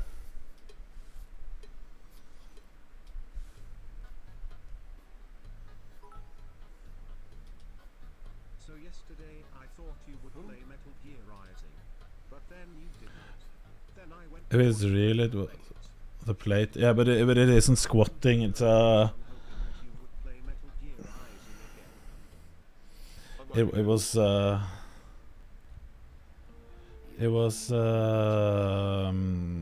belt squat, which is different. Have I been live for it's 15 hours now? Maybe we should go to bed. Fuck, I've been live. I thought it was about 12 hours and then 3 hours disappeared. Yeah, but it's the time flies, but it goes that fast. The night hours go past so fucking fast. We've been sitting here watching bullshit videos about Norway, Sweden, skiing, doping. That's juicer hours, yeah. Should we... But a Gamba, that would take at least 45 more minutes. Soldex, hello. Maybe it is bedtime.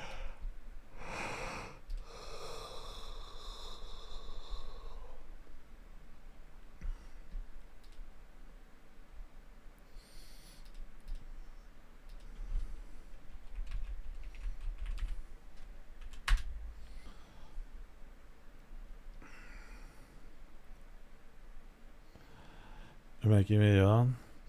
I'm permabanned the guy who told me you've been live for 15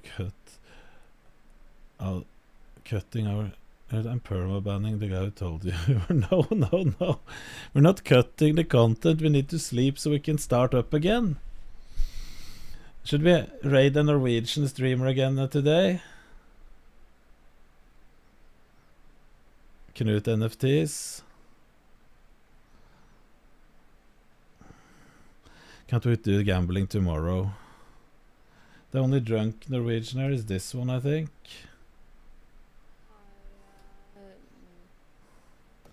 Have a good night. Nå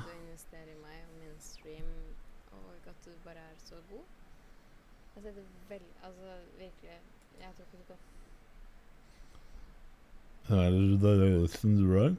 I think she is. Norway is taken over by girl streamers only. Norwegians. Why can we see you next time? Tomorrow is next time. Is there any Norwegian that you would like to watch that is online?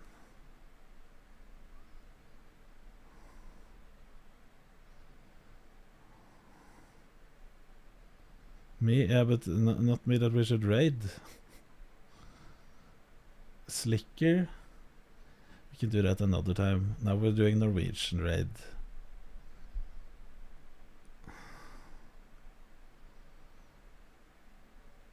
Slicker isn't Norwegian.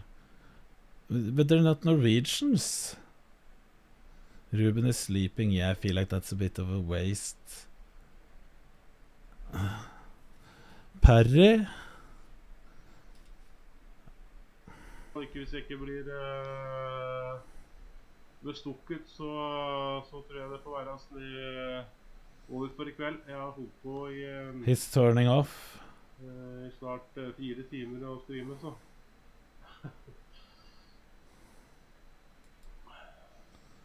He's turning off. Yeah, but he's turning off. What about Arve?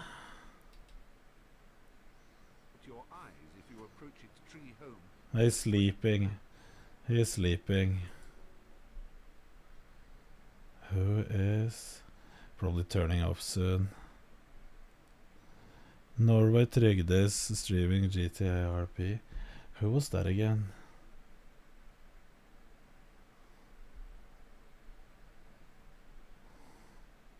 Want to overwork? Nah, I don't overwork myself. I promised a long stream. I wish we could raid this, but that's no problem. We had everything.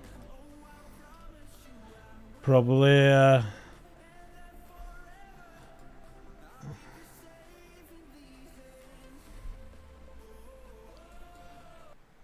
Trygde, wait, is there?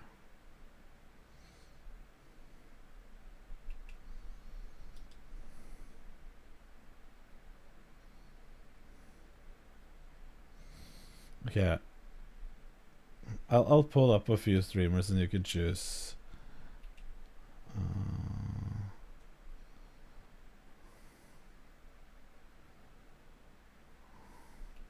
Okay, I pulled up 4 Norwegian streamers and I will do 1, 2, 3, 4 and you type your number.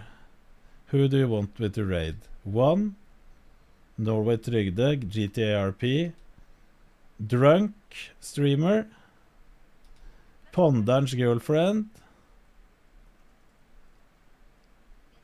number 2, no 3, and a random podcast, number 4. 1, 2, 3, or 4.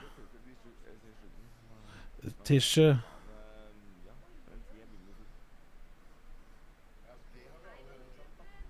Three, two, two, two, two, two. Okay.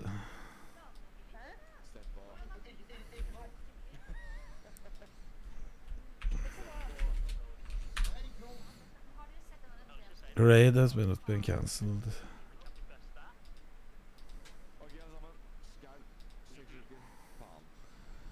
Okay, everyone. Have a good night.